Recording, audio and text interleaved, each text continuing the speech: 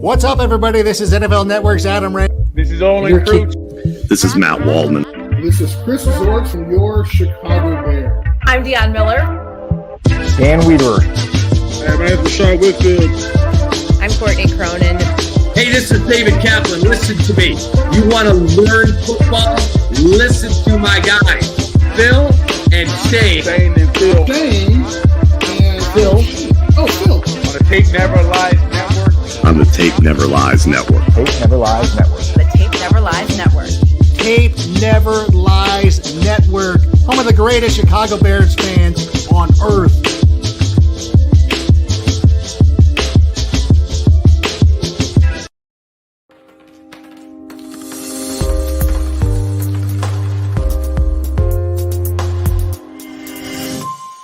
The following show is for mature audiences only.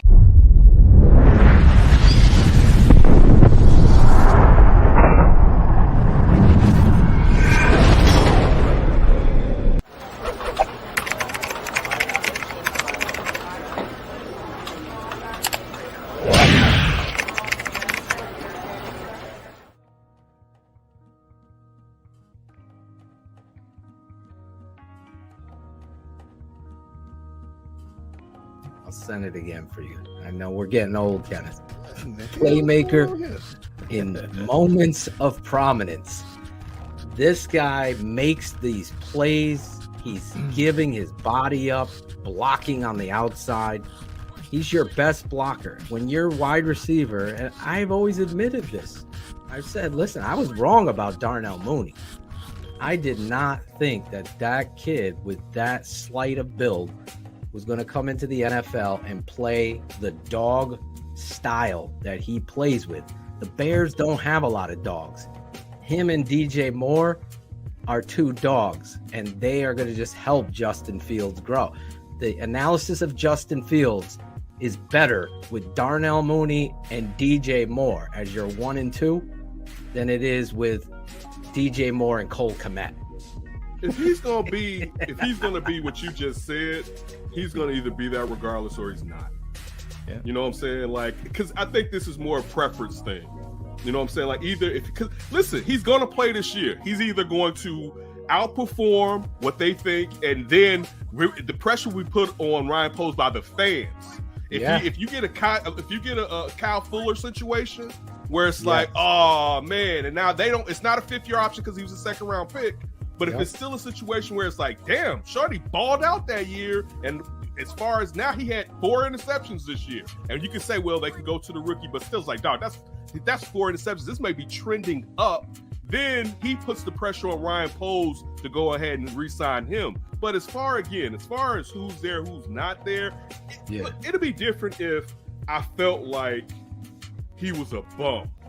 Like, the real problem with him may be limitations, but also injuries, because that shoulder always keeps popping up. You know what I'm saying? Yeah. So if it was a bum, I'm with you, Phil. I'm like, man, get you a bum. Get your ass in there or whatever. He's not a bum. You know what I'm saying? He may not be, and this is one of those things, too, where sometimes, like, when your team has the option to sign somebody, and my first thought is, man, I don't want to sign him because in 2 years, I'm going to be like, damn, they got all that money wrapped up in this so-and-so. He could end up being a guy like that where you still saw where they signed him, but then when the money is stretched tight, you're like, damn, Jalen Johnson has all that damn money in his contract, right? He could end up being that, but he's not a bum. So when it comes again to him being there or not, they can't even get a guy they just signed off the street to show up. I could be doing Lord knows what the hell, and that's why you usually tend to stay away from someone like that. But at the value at 9, I was all for shenanigans. Because I'm gonna tell you why. Because if he failed at 9, I'm not as upset with Ryan Poles. Ryan Poles can come and tell me, listen, the value that I have in him, hey, fuck it. All right, we went for it, we did it. Also, this is the major reason, though. And everything you said about him, Shane, is correct. All right, as far as he disappears. They didn't do nothing with that line, man. They didn't do nothing. And if you're not going, because the whole thing, this is the engine, dog, you can just put 2 edge rushers on there and look for a 3 technique in the future. But you can do something.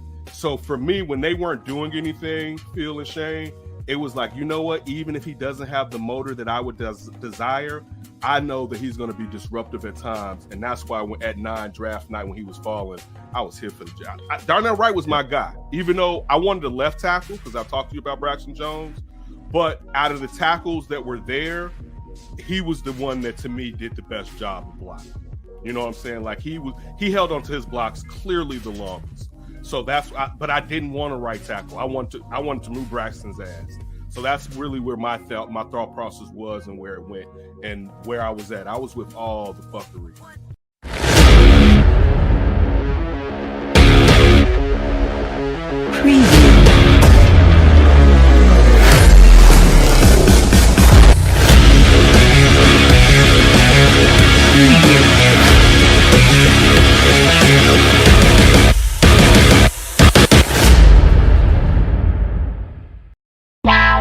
Draft Dr. Phil and the smartest man. Keeping it 100.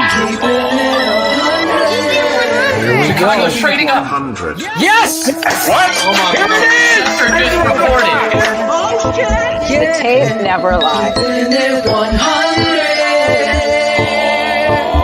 The people drop off, but we still keep rocking. You'll never know how good your football team's going to be until you play with maximum effort.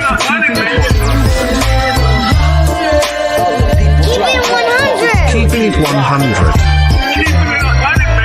Open competition over the North and never give it back. Smartest man. My Chicago Bears select Justin Fields, quarterback, Ohio State. Guess who's back? The two dudes that kept it real. Dynamic duo that you love, the smartest man and Dr. Phil. Breaking down the film, never a problem, kick it straight. Most shows focus on stats, we focus on the tape. We keeping it 100, never running east to west. We coming with that truth, cause that's what our fans expect. Cut off the freaking anchor, forward to be free. But don't you worry, Shane's got the dumbest tweets. It ain't no secret, Phil and Shane got some haters. But now them out stuck like the now-and-laters. Debaters, frauds get kicked like Coach Tabor. Cuts had to be made, we added the barber moderator.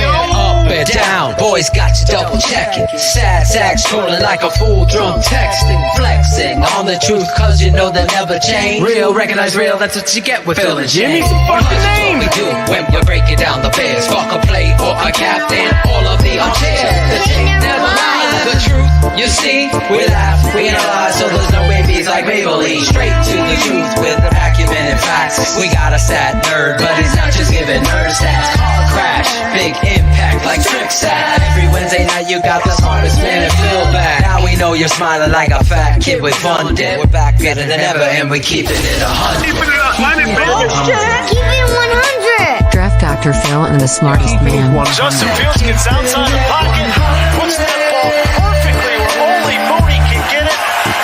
1 point, 2 feet. Draft Dr. Phil and the smartest man. Keeping it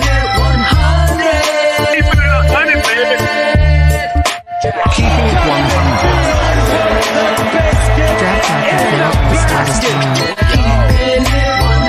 Keeping it 100, baby. Keep it 100. Keeping it 100. First never lies. Yeah, exactly.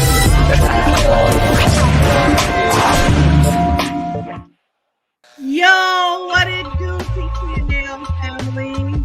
We have a player who is dealing with personal issues right now. We will not disclose the reason that they are out, but just so y'all know, somebody is out due to personal issues. But no, for real, we got a fun show for y'all tonight. We got Mark Schofield joining us from SB Nation. We're gonna talk about the OTAs, what's going down, Jalen being a good dad, and Nate Davis gracing us with his appearance. But without further ado, I'm gonna bring in the guys so they can talk about all of that. We got Shane, the smartest man. Hey. What it do? And then we got Draft Dr. Phil. Where'd he go? There he is. There I am. Hey, I was at the store today. This little kid recognized me as a doctor. I was like, that's right. I am a doctor on television. Did he call you Dr. Phil or Draft Dr. Phil? I had my state badge, you know, the what do you call that thing on it? Whatever it's fucking called. Lanyard? You're lanyard, thank you. He's like, you're the doctor. And I'm like, that's right, draft doctor. I knew his mom. It was great. But anyway, I'm doing good. He would have sued you for malpractice with your Christian Hackenberg love. Their draft doctor. Where is Christian now? That's what I want to know. Where's I'm Christian not sure. now? I think he bounced around a little bit. With every bit of talent God gave. Yeah. I think that makes me so upset.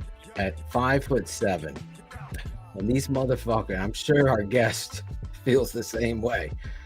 When these motherfuckers are 6'3", and I know I'm short, right? Exactly. And listen, if I was just 6'1", I'm going to Penn State. I told my son, I was like, you probably wouldn't have been born, bro. That's what every son wants to hear, Phil. Exactly. Great parenting, bro. Great parenting. I fucked your mom. Listen, we live in a world where the fucking #1 song in the country is catchy, and it's talking about this girl killing her ex, and she had to kill the other girl. Like, what world are we in, Shane? Yeah, I just killed my ex. Okay, that's good. But we can't do a Christmas song about fucking roasting and leaving, right? Well, that was a crazy start. Yeah. I'm Phil's on a just rant. Phil's relaying our conversation from a couple of days ago. It went off filter a little It bit. was actually this morning. Oh, was it? Yeah. There's so much smoke in New York from dude. Canada. Yeah. It's killing us, Mark. I'm all fucked up. It's no joke though, bro. Like I told you guys pre-show, this smoke up here, man, it's bonkers, man. It's all the way crazy. here to Connecticut too. Yeah. We were Here, not comparing. just as bad as it is up there. Yeah. Oh my God, Shane has it. I'm at 2 something. Yeah, He's the at air quality 3. here was 363 last I looked. I mean, And they that's still making them go out and deliver mail. yeah. That's fucking nuts. It's That's why my- crazy. That's why my voice sounds so good tonight. Mark, that's why the spread is not lobster tail and shrimp. Yeah, tonight. smoked meat. Smoked meat. Smoked meat. Smoked meat.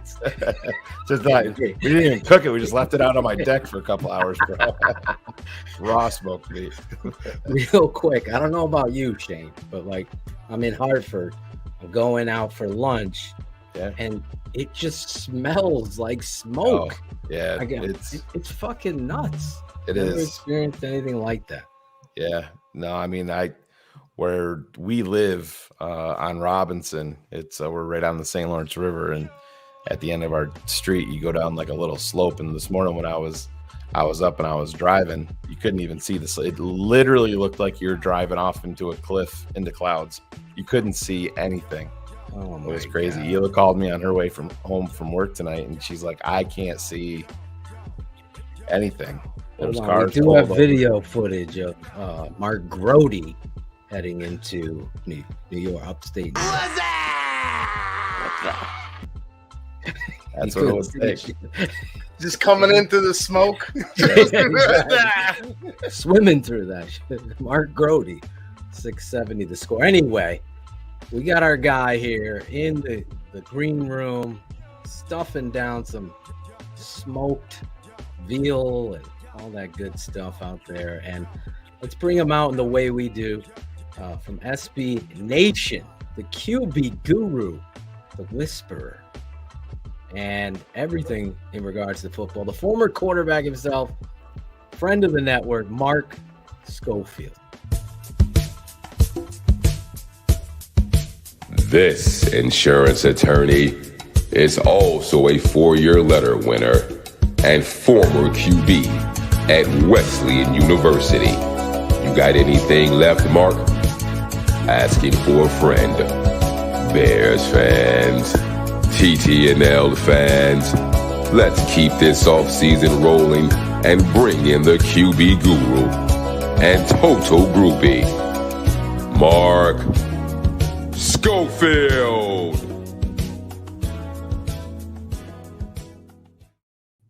There he is. What's going on, friends? I looked What's going young on? there, man. I was young once. Oh It yeah, just brings me back to see that. we all were. We all We were. all were, exactly. I'm probably older than you, for I God's don't know sake. about that, man. I gotta get some miles on these legs. Listen, I'm coming up on the halfway mark this Oh, July. really? Wow. Yeah. Okay, so you get a couple of years on. Halfway mark, bro. How many 100-year-olds you know? You're past the halfway mark, bro. Thanks, What are you Sean. talking- You thought my parenting was bad. Yeah. Yes. Yeah. Phil's So gonna I'm hit the big officially 5-0 loaded. this summer. That's tremendous, man. Congratulations. I can't believe it, man. Yeah. My hair isn't as white as Brian Perez's. No. Again. All right. I haven't seen Brian in a while. Oh, he was on the show a couple weeks ago. He's great. Oh, how's he yeah. doing? He's Doing doing great. Good, Doing good. great. Yeah. Yeah. It was the week before the draft. I think we had him on. wow. So it's been a little bit. Yeah. We usually have him on right around the draft and chop it up a little bit. But yeah, he's good people. He is good people. Yeah. How are you, Mark? I'm good, man. I'm down here in the DC area. It's not quite as bad smoke wise with where you guys are. But it's you can smell it. It's a little hazy. I can't quite lay the pork shoulder outside and just smoke it like you guys can up there. It was pretty tremendous though in the green room. So good job on that. But no, man, I'm good. I'm lamenting the state of Boston sports. I'll put it that way. It's Bruins, Celtics, Red Sox. It's a tough time right now. We're laying our hopes on Mac Jones, which is something. But I'm good, man. I'm good. How are you guys? I don't want to get into basketball too much, Mark, but how did you handle down 3-0 and come back, and how did that go? It's tough because my good friend and colleague JP Acosta, he's a Florida Panthers fan. He's a Miami Heat fan. And so I'm starting to talk to JP again. Yeah. It's been a tough couple of weeks around the workplace. You go down 3-0. What's nice about it is you instantly start seeing videos and clips of the 04 Sox. You start seeing Kevin Millar and you start seeing David Ortiz. And so you always have that.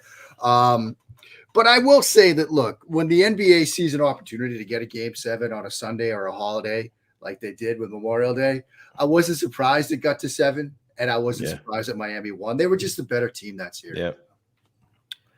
Yeah, I have no idea what you guys are talking about. There's a whole world of sports out there, Dr. Phil. Yeah, there is. A whole world of sports. I only focus on one sport. So if I try to get you into F1 over the next 30 minutes or so, that's not going to work. I couldn't do that either. F1, is that car racing? Formula One, yeah. Okay. Hell no. That's the other thing that I'm doing now over at SB Nation. Really? I'm interviewing drivers and stuff, man. It's crazy. Really? Yeah. See, now my wife is originally from Czech Republic, so that's a huge thing over there. And she'll talk to me about it, and I'm like, yeah, I don't give a fuck. Same way she is with me when I talk to her about hey, did you see that pass Fields made today? Right. She's like, yeah, I don't give a A fuck. couple weeks ago, sat down with Lando Norris and talked to him, chopped it up for a bit. It was pretty cool. Nice. I remember when I was a kid, we went over to my mom's family's house, and we never really talked to my mom's side of the family, but for whatever one weekend during football season, we went there. I think it was a Saturday, and there was no college football on TV. There was only NASCAR, whatever, racing. And I must have been like 8 or 7 in that area. And I go to my dad, why do they watch this? They just keep going around and around. What is?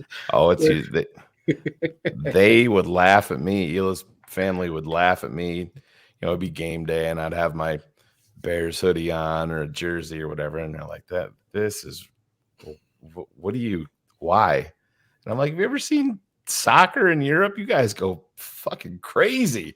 You guys kill people in the stands there. They throw bombs. Yeah. So bombs. Anyway, they like what they like. Yeah. They like what they like. We like what we like. So far, we like what Ryan Poles has done this offseason in regards to the Chicago Bears. I know you pay attention, very close attention to it. What are your thoughts so far this offseason?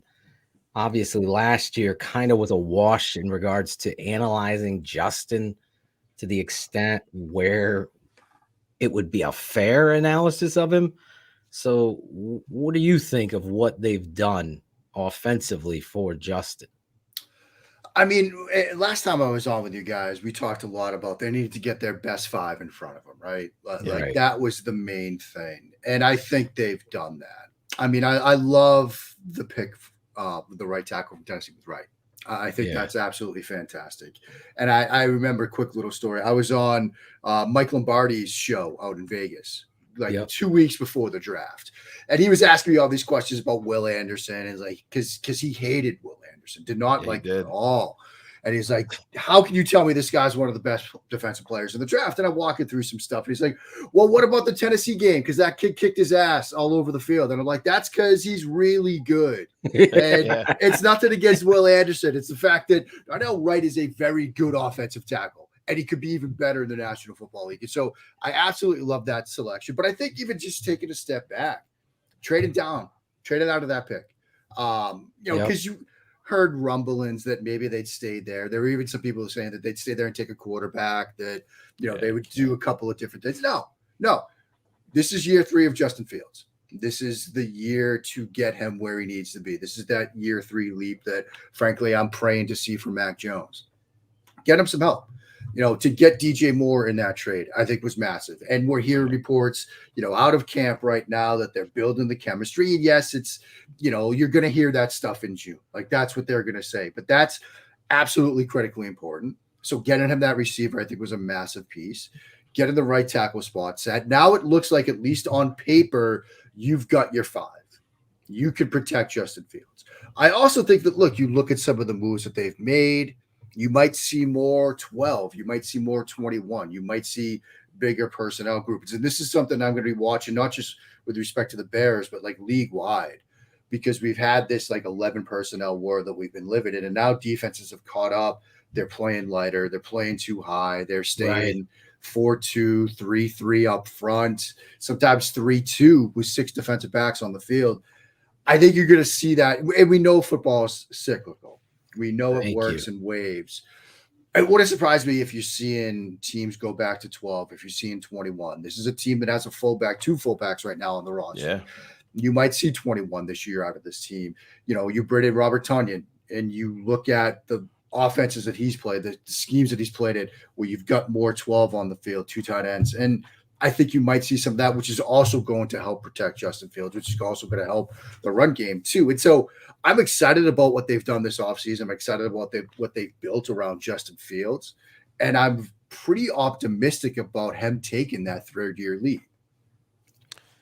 Mark, I'm just interested, like you talked about being on Mike Lombardi's show and him being critical of Will Anderson, but another person that's on that list that Mike has been extremely critical of, and I think he's went way out of his way to degrade the kid almost on a personal level, it seems like with me, is Justin Fields. Not a believer in him whatsoever.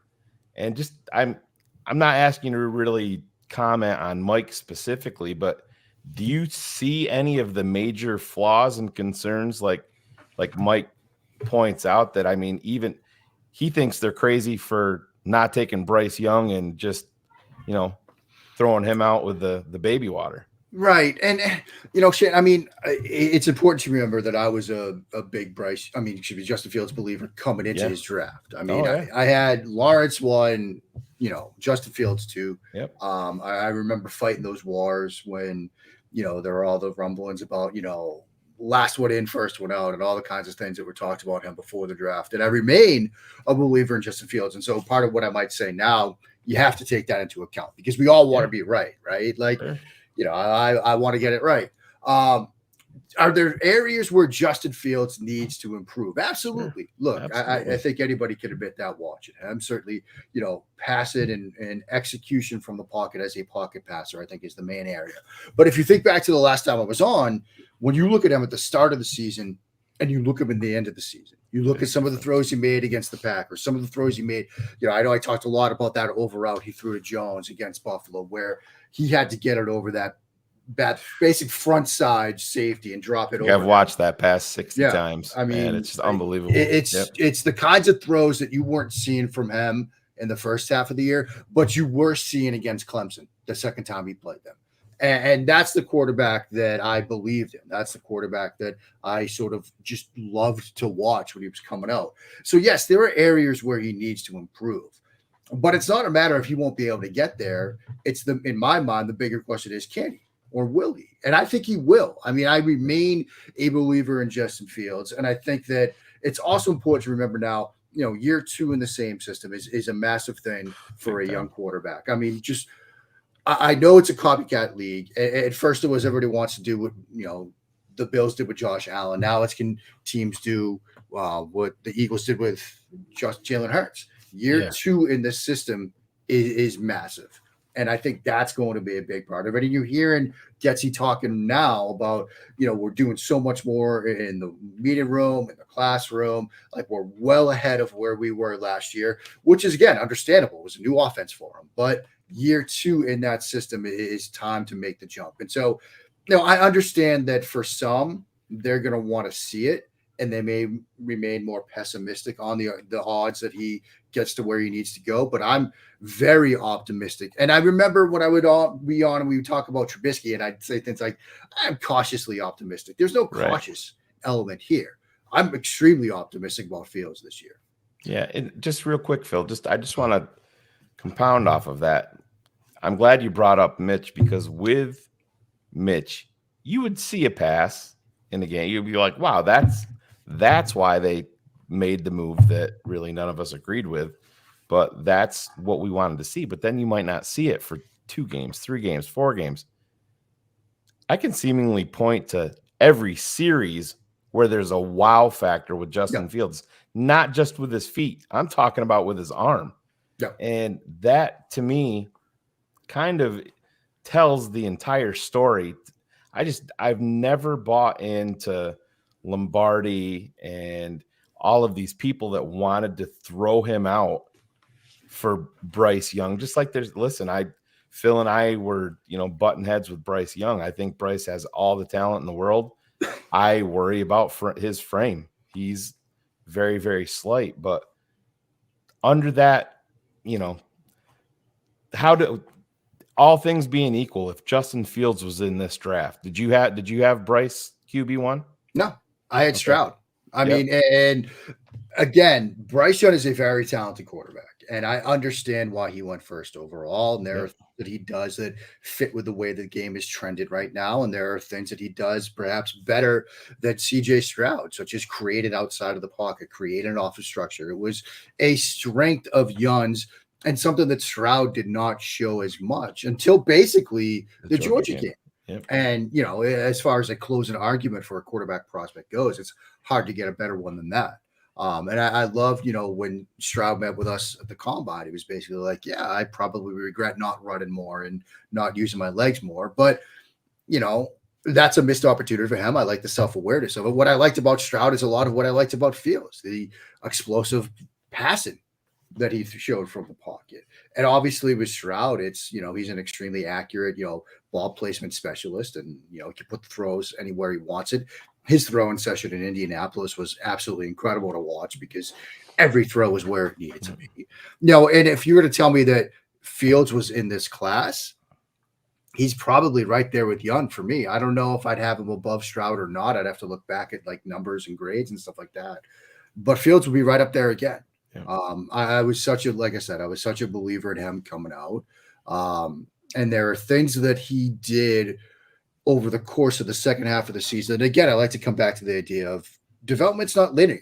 Like it's not this like nice, smooth graph trending upwards the way you like to see it. There's ups and downs, peaks and valleys. And for some, it's really low. And then there's a big jump. And I think what you saw in the second half of last year from Fields was that jump was started, because it was, yes, there's dynamic stuff he can do with his legs, but the stuff he was starting to do with his arm, and more importantly, perhaps his mind, was huge. He was trusting himself more. You think back to early in the season, games against Houston and others where he wasn't trusting what was happening around him. He wasn't trusting his arm. He wasn't trusting his eyes. He wasn't trusting his teammates. That was out the window in the second half of the season. He started to trust in what was around him, and you saw the results in the passing game.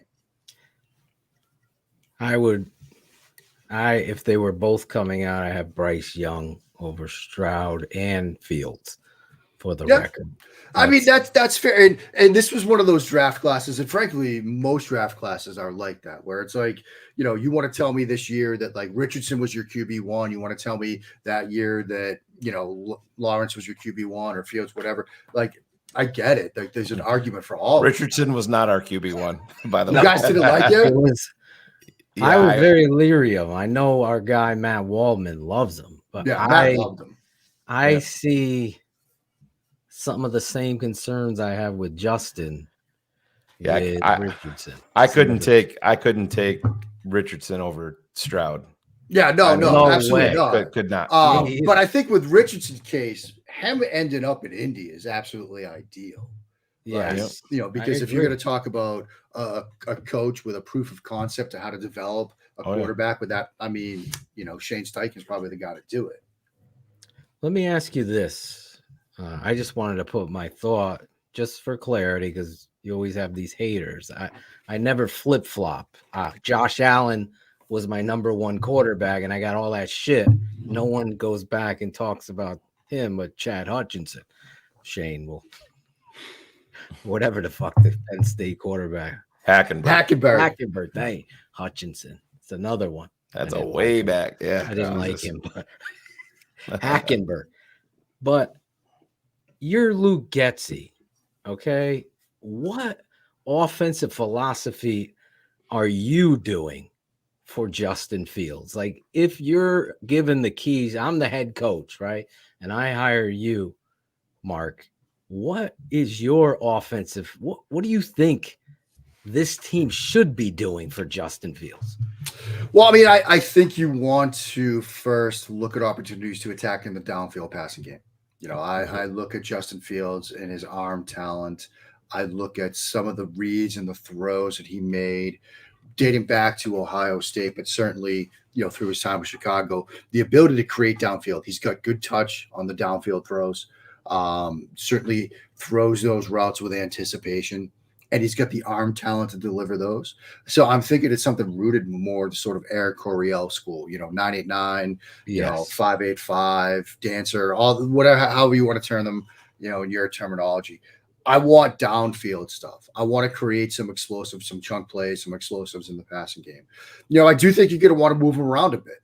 I think, some of the under center boot action, play action stuff, you're going to want to have that in there as well, especially if you're going to do it out of 12. I mean, I love 12, 21 boot action off of that. You could set up some throwback shot plays. Burner, for example, is a Shanahan design where, you're showing that post over, you're rolling them out, but that over really becomes a corner going away. Flag. And you don't, if you're that safety, you're not expecting that route to get thrown. You're not expecting the quarterback to have the arm to make that. Fields can make that throw. So I'm going to want to get stuff like that in there as well. And I think you're going to want to get some quicks. I mean, look, you're going to want to at times go empty or just go 4 wide, catch and release stuff.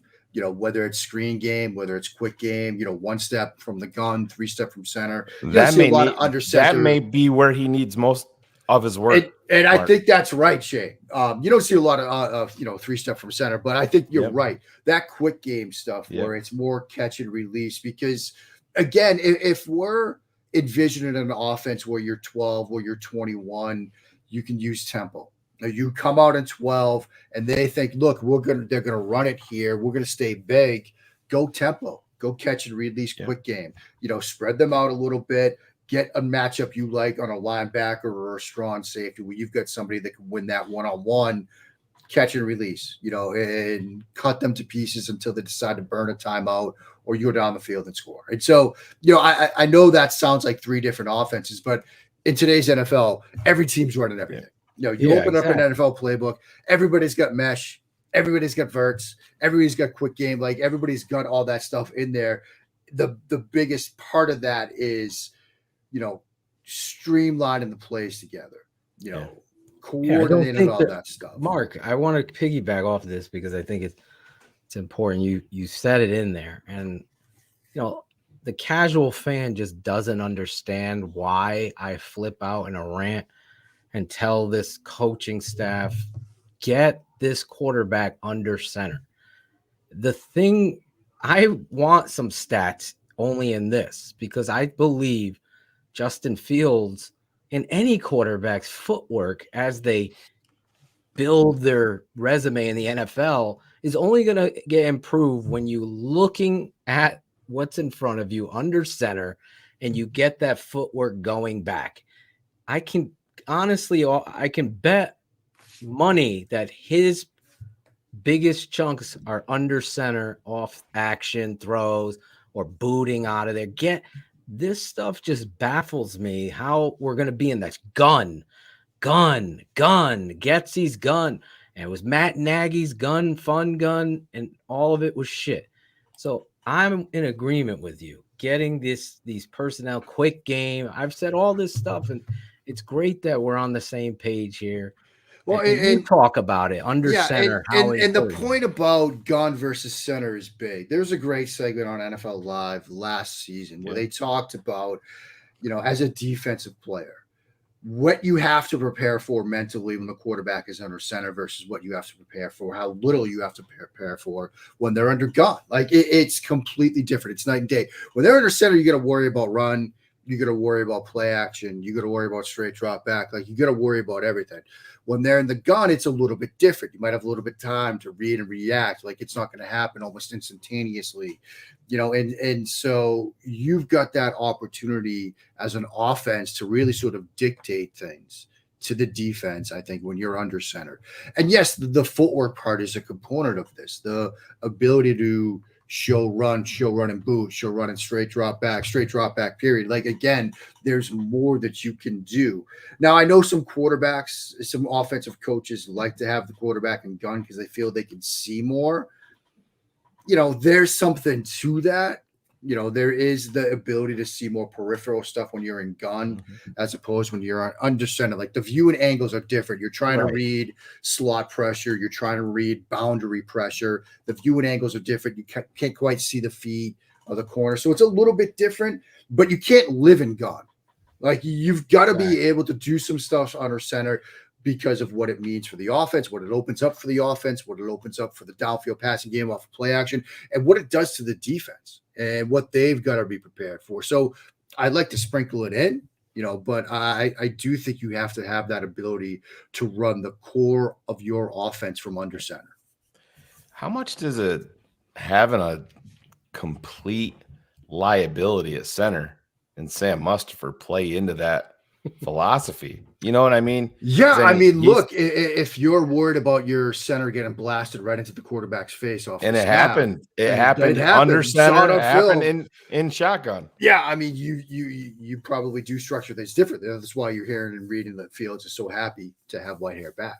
I mean, under center again. I mean, I think there's a component to that as well, and it might open up more. Okay, we feel a bit more comfortable at him being our center because he's not going to have somebody in his lap off of the snap. Yeah, because you're really hoping with Cody, you just get to mediocre. Yeah. And it's a massive improvement. Yeah. And I mean, I'm not just trying to pile on Sam Mustipher, but it was bad. Yeah, I mean, there were moments last year where it's like the ball is coming back from shotgun and the center Mustipher is like following the ball, basically. Yeah, when my father's like, you're never going to win with this guy at center, just watching the tape on X's with the O's, and it just makes you question the organization at the time on top of it, because come on. I mean, I get it, what Sam might bring to the locker room, but on game day is what matters. And it just baffled me that other players weren't tried to sign, or you can bring things to the locker room from the bench. What's that? Yeah, exactly. You can bring things to the locker room from the bench. This is why I'm at this point with Getsy and Alan Williams and Eberflus. Those three, I don't know who the fuck they are. I'm honest, and I feel good about what Poles has done, but I do not know Is Getsy going to come out here again on 3rd and 1 and we're running fucking empty on bubbles? That kind of stuff, when you have David Montgomery there, it just doesn't make sense to me. It doesn't. So I have so many questions in regards to Justin Fields. I know they got the number 1 pick, and I see the chat room going crazy. I think I'm guessing, Mark, me, you, and Shane. I know me and Shane think the world of Caleb Williams, but you get that extra 1, you're protecting yourself if Justin doesn't take that next step. That was so important from trading down to 1 now. You were in the 3rd year of this guy. You had to build better to get the true analysis of him. How do you feel about Caleb Williams there? I mean, look, and I was talking about this next quarterback class with some people just yesterday. This has the potential to be a dynamic quarterback class. Now, I feel like we say that, and look, we've been around long enough. I mean, we say that all the time. I remember the first time I wrote it inside the pylon, the development is not linear piece. It was during the Mahomes Watson combine when all anybody wanted to talk about was Sam Darnold and how great he was going to be in 18. And we do this all the time. But you start thinking about Caleb Williams, Drake May, Michael Penix, Quinn Ewers, the Texas kid, the kid that's down at LSU right now.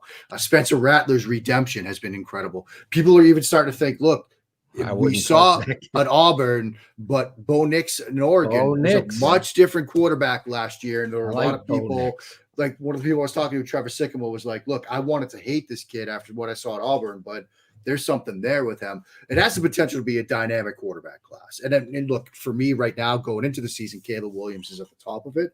I like May as well. I like Penix a lot. But the thing is, plan A is Justin Fields. This works out. Like, that's plan A. But you're absolutely right. We mentioned the Jalen Hurts and following that and the copycat story and all of that. What else did the Eagles do this time last year? They added themselves a future first rounder in that trade with the Saints because they didn't know. Just like the Bears, they didn't know if Hurts was going to be the guy. And you have to protect. They came out with they had a deal in place for Russell Wilson. Yeah, I mean, he nailed that. Just and came out. They were doing that stuff as both Roseman and their head coach stared us in the face at the combine and said, "We believe in Jalen Hurts," but behind the scenes, they're trying to get that deal done. And so, look, you've got to Don, what are you talking about? He doesn't hold a candle against Fields not taking the step. Like, if he takes a step, great. If he doesn't, look, this could be a dynamic quarterback class. You've got that first rounder now. You can go get the guy that you want. Hopefully Fields takes the step. I believe he will. But if not, this is probably next year. At least sitting here right now, looks like a good year to need a QB. Yeah, and I think people fall into the trap not saying, so that you have the Bears pick and the Bears have Carolina's pick. I think people fall into the trap pretty easily saying, well, if Justin doesn't work out, they're gonna trade up for Caleb Williams. Well, the person that's got the number 1 pick probably is going to be moving off of that. Yeah, exactly. They might. You know what I mean? We might get the number 1 pick. Too. I think it's more realistic think maybe it's more realistic that they've covered themselves in case Braxton Jones doesn't take the next step at left tackle. I mean, that could be it too. Right, because it could be Arizona. I mean, it could be any number of teams that are sitting there at number 1 overall. I gotta stop you because I've been a Bears fan. You're a Patriot fan. So you've had a first ballot Hall of Famer that's body type coming out of college was like Bryce Young. It's unfortunate, Chicago Bears fans. I'm excited about Justin Fields. I'm optimistic about Justin Fields, but I've been abused and neglected at the quarterback position for over 40 years. Yeah. And if you think I'm going to put all my fucking eggs in the basket of a guy that wears a visor for swag, I don't do that. I want to see this shit go down. That's why I feel the way about Cole Kmet. Justin Fields, to me, has no excuses. None this year. Getsy, none. Eberflus, none. You got to go out there and ball out and take that next step. Otherwise, you have to get this quarterback position right, because guess what? You've won no Super Bowl since '85. I'm tired of it. Yeah, but so when thing these you fans got to are look like, at, Phil, what if you're drafting 12th and 14th? You know what I mean? You always give it. What if I'm drafting first with Bryce? Well, yeah, I'm just saying, but Panthers. But I just don't think that Justin Fields, are we really expecting him just to fucking bottom out this year with a better team? No, not at all. I'm just saying. I can't say. I think there's way too much there. I would be. Listen, other than injury, everyone forgets the first 3 games of last year. We're all looking around like we're fucked. This kid is lost. I mean, he's throwing shit in the dirt. You were even scared as fuck. So I don't flip flop like some of these Swift talking guys. I just keep it 100. Justin has all these intangibles that you love, but where he was most successful has been running. And hopefully the baller in him takes that next step. Mark, people ask me all the time, what about this delivery? The over and up. He's got the Carson Wentz elbow. Carson Wentz did the same thing. I mean, what do I say all the time, right? Mechanics don't matter until they matter.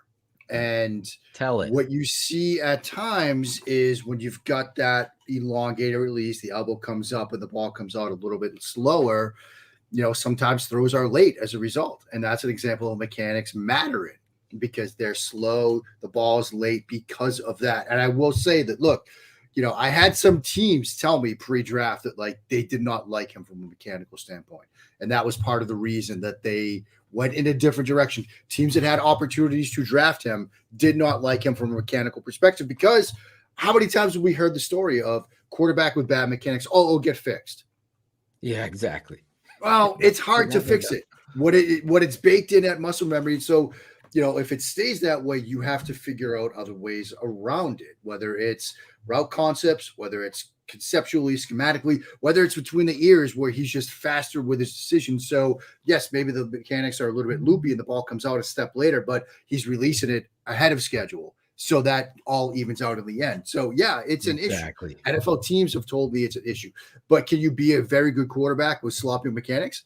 Absolutely. You just have to be able to make up for it in different ways. And you can't have Simba Webster as a third down target. Yeah, well, that's Fields had last year too. That was the last game of the season. You always throw that one out there. Oh yeah, but Phil, you're 100% right. Even there's just don't use him. I love Darnell Mooney, but on any good team, Darnell Mooney's not wide receiver 1. Let's just be fucking honest. He's not. Mooney is not the guy you put in that sentence. The other kid is. No, but I'm just saying he was the best by a country mile of what they had. And listen, New England would take Darnell Mooney in a second. Sure, they would, but I'm just Darnell Mooney is a dog. I'm praising Darnell Mooney, but he's not a wide receiver 1 on any team in the NFL. What does that got to do with Justin in this? I mean, because that's who he was, Phil. That's what he had. And then they brought in Chase a good receiver. The other guys are the ones you're just being bullheaded and stupid right now. I'm saying Darnell Mooney on any good fucking team should never be wide receiver 1. That's why making the trade that they made and they made pushing everybody down, Claypool and pushing everybody down a slot is much better. I mean, how many plays on third down did we go to Dante Pettis last year? Velus Jones. Those are the guys I wanted you to put in the sentence, is what I was saying. But you were being pig-headed and stupid. You couldn't hear me. Nah. You thought that I was shitting on Darnell Mooney. He's not a wide receiver 1 on a good team. Okay. He should never be. 1 or 2, he's a fucking dog. Hey, he's a good wide receiver. We have not seen a while. That kid is somebody I just don't like putting a number on him. He could be number 1. You can't just limit. I was the first. You heard me in the open, Mark. That kid coming out of college, I'm like, he's too skinny. Yeah, he's got speed. What is he going to be? Take the top off guy? This guy comes in here, starts putting people on their ass, blocking linebackers. I mean, you need that in this offense too. Yeah, you do. 100%. So I defend Mooney because I just don't put a number on that kid. And I believe he should be a Bear more so than Cole Kmet. But anyway, going forward. But Mooney is a number 2 for me. I see a lot of people. He's a 3. He's a 3. Watch what he does when he has somebody else, right? I mean, look, where are you at, Mark? Mooney and Chase Claypool, if you're looking at those 2 players. I know where Waldman is. He spoke on this. I want to see where you're at for Shane. I like Mooney. Right. Me too. Yeah, I do. And part of it is, look, particularly if you're going to start going 12 and you're going to need a receiver that you're going to task with some blocking stuff out of that 12. I mean, look, I like Claypool. I think he's a nice addition. I really trust Mooney as a blocker.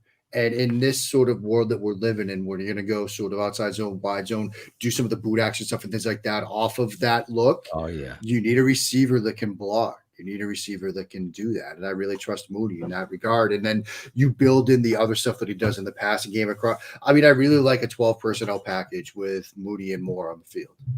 I love it too. Yeah. I love it too.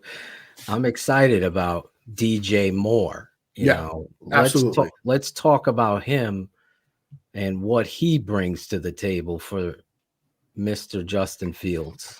Well, I mean, I think the main thing is, number one, is he brings security in terms of that. He's a receiver that I know it's 3rd and 7. I can get my eyes to him. And in most cases, if I throw in his direction, he's going to come down with the football. Like that's a huge thing for a quarterback. And I mean, he didn't have that before. No, he didn't. He did not have that. And that's something that every quarterback needs. Like, you know, whether you're playing on Sundays, whether you're playing on Saturdays in the NESCAC, like you need a receiver that when it's 3rd and 6, 3rd and 7, or late in the game, you think I can get him the football and he's going to win. Now, the other thing about him is he could do it at all levels of the field. Like, and I talked earlier about, look, if I'm constructing an offense schematically for Justin Fields, I want a vertical component to it. He can win downfield. He can separate downfield in the vertical passing game. Like a lot of it's explosives. Yes, there's some catch and run element to them, but there's also a downfield vertical passing element to what he brings to the table. And so I think that fits with the kind of offense we want to see Fields in and what perhaps they're trying to get to. And so I think those are 2 huge things for Fields, both that security blanket option, that 3rd and 6, 3rd and 7 situation. And hey, look, it's 1st and 10. We're going to go under center, fake inside ISO, go over the top on a post route. He's going to win on that route as well. And so that's what this offense needed last year. That's what Justin Fields needs as a quarterback to get him to where we hope he's going to be, to get him to where they can use that extra 1st round pick on another tackle if they want, or the defensive side of the ball, pass rusher or whatever, and not have to use it on a quarterback next year. And Moore is going to be a huge Harrison, part of that. Throw him yeah. I mean, yeah. You might have to be at 1 to do that too. I know. Let's put it that way. No. Smith and Jigma's better than him. Fuck out of here. No. We don't have to go there, man. I love when people say, what tape are we watching for this? If Harrison was in this year's class, he's watching. Oh my God. Easily. Yeah, the Bears might not have moved off of number 1. No, they might have stayed there and drafted him. I mean, he is legit. Where were you on the Phil and I are on record, we wouldn't have touched any of the wide receivers in round 1 this year. And I know we had Waldman on. Waldman agreed with us, but where were you with that, Mark? I mean, I was fine with drafting some of these guys like in the late 20s. That's what I mean, like 1st, 2nd round. And part we were of it talking was, at 9. Because there was a tidal wave of Bears. Draft JSN at number 9. Once they made the trade down to 9, I was like, you're going to take your favorite offensive lineman at 9. Like that's what you're going to do. You're going to get a good one at that spot. This was a weird draft class at the top with the receivers because they were mostly slot types, and they get kind of pushed down the board a little bit.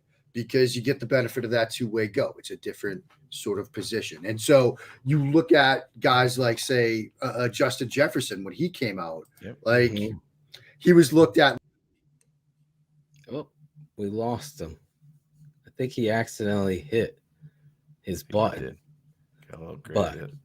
That as shitty we're Red sitting Sox, there, that shitty Red Sox logo probably fell off his hat. Hit the end broadcast.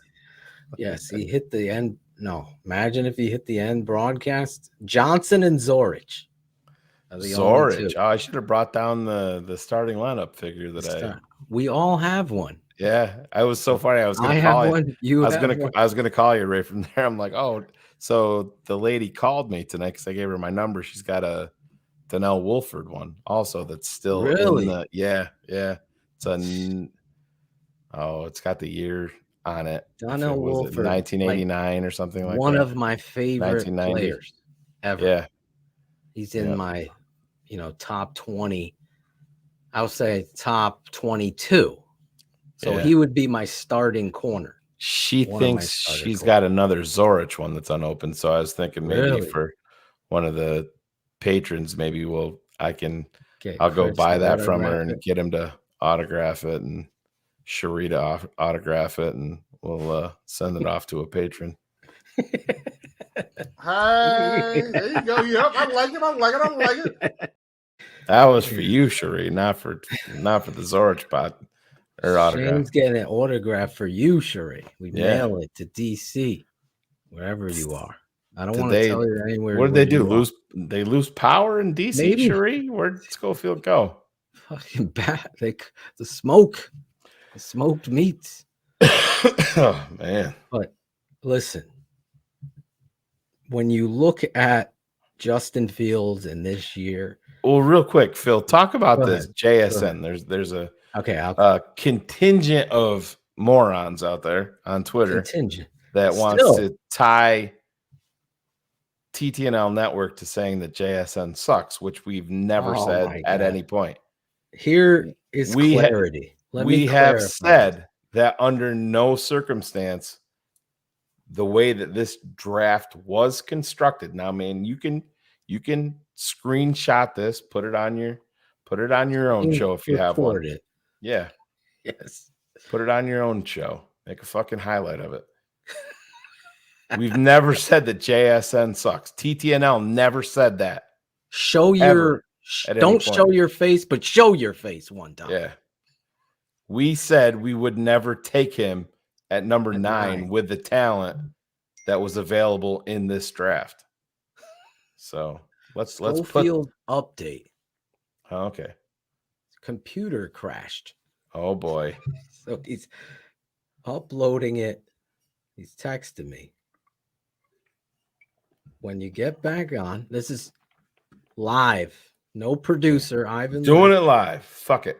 We'll do it live. Yes. Okay, when you get back up, just jump on. That's my text, live text. Put But dot let's clarify, if possible. Don't put pressure on him. We love Mark. JSN. Zay Flowers for me. Yeah, no, was I my got it. number one receiver. Yeah, it's fine. Clip that.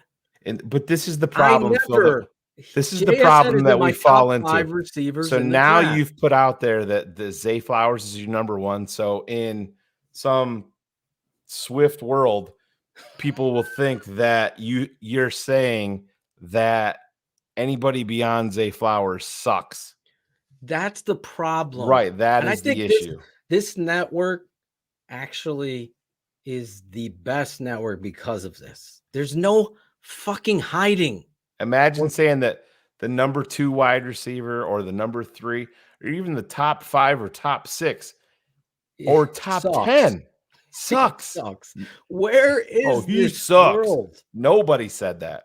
This is the world where we're like, I'm going back to my beginning rant, Sheree, because we're living in a world of fucking people that want to create their narratives. And the number 1 song in the country is this girl singing about killing her ex. And we're fucking singing it. And it's okay for these little kids.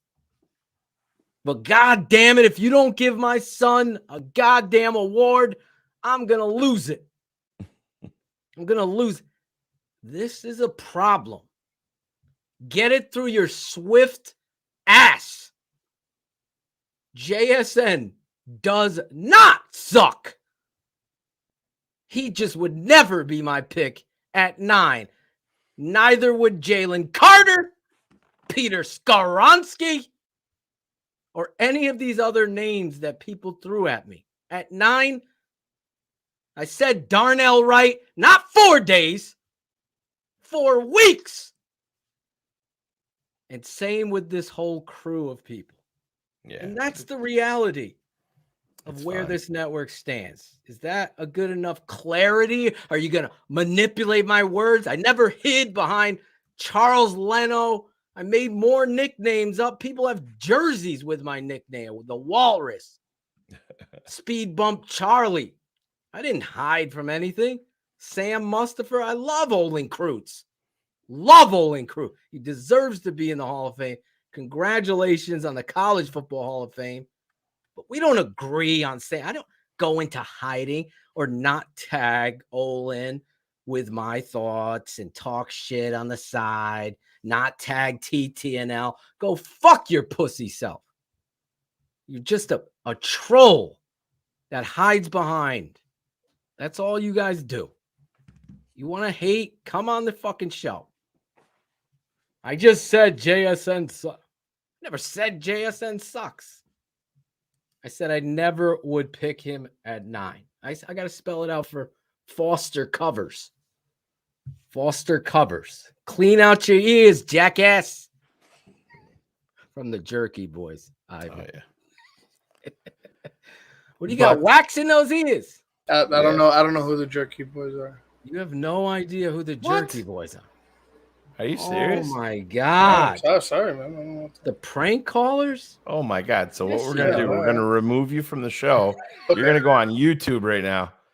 You're going to go on YouTube right now. Type in. All right. Hello. So Vargas, do this I for was me. heard at work today, Listen, Foster. we're a very interactive show. Foster. So Wait, Ivan, what you're going to do, you're going to He's got the same. How So- old is this shit?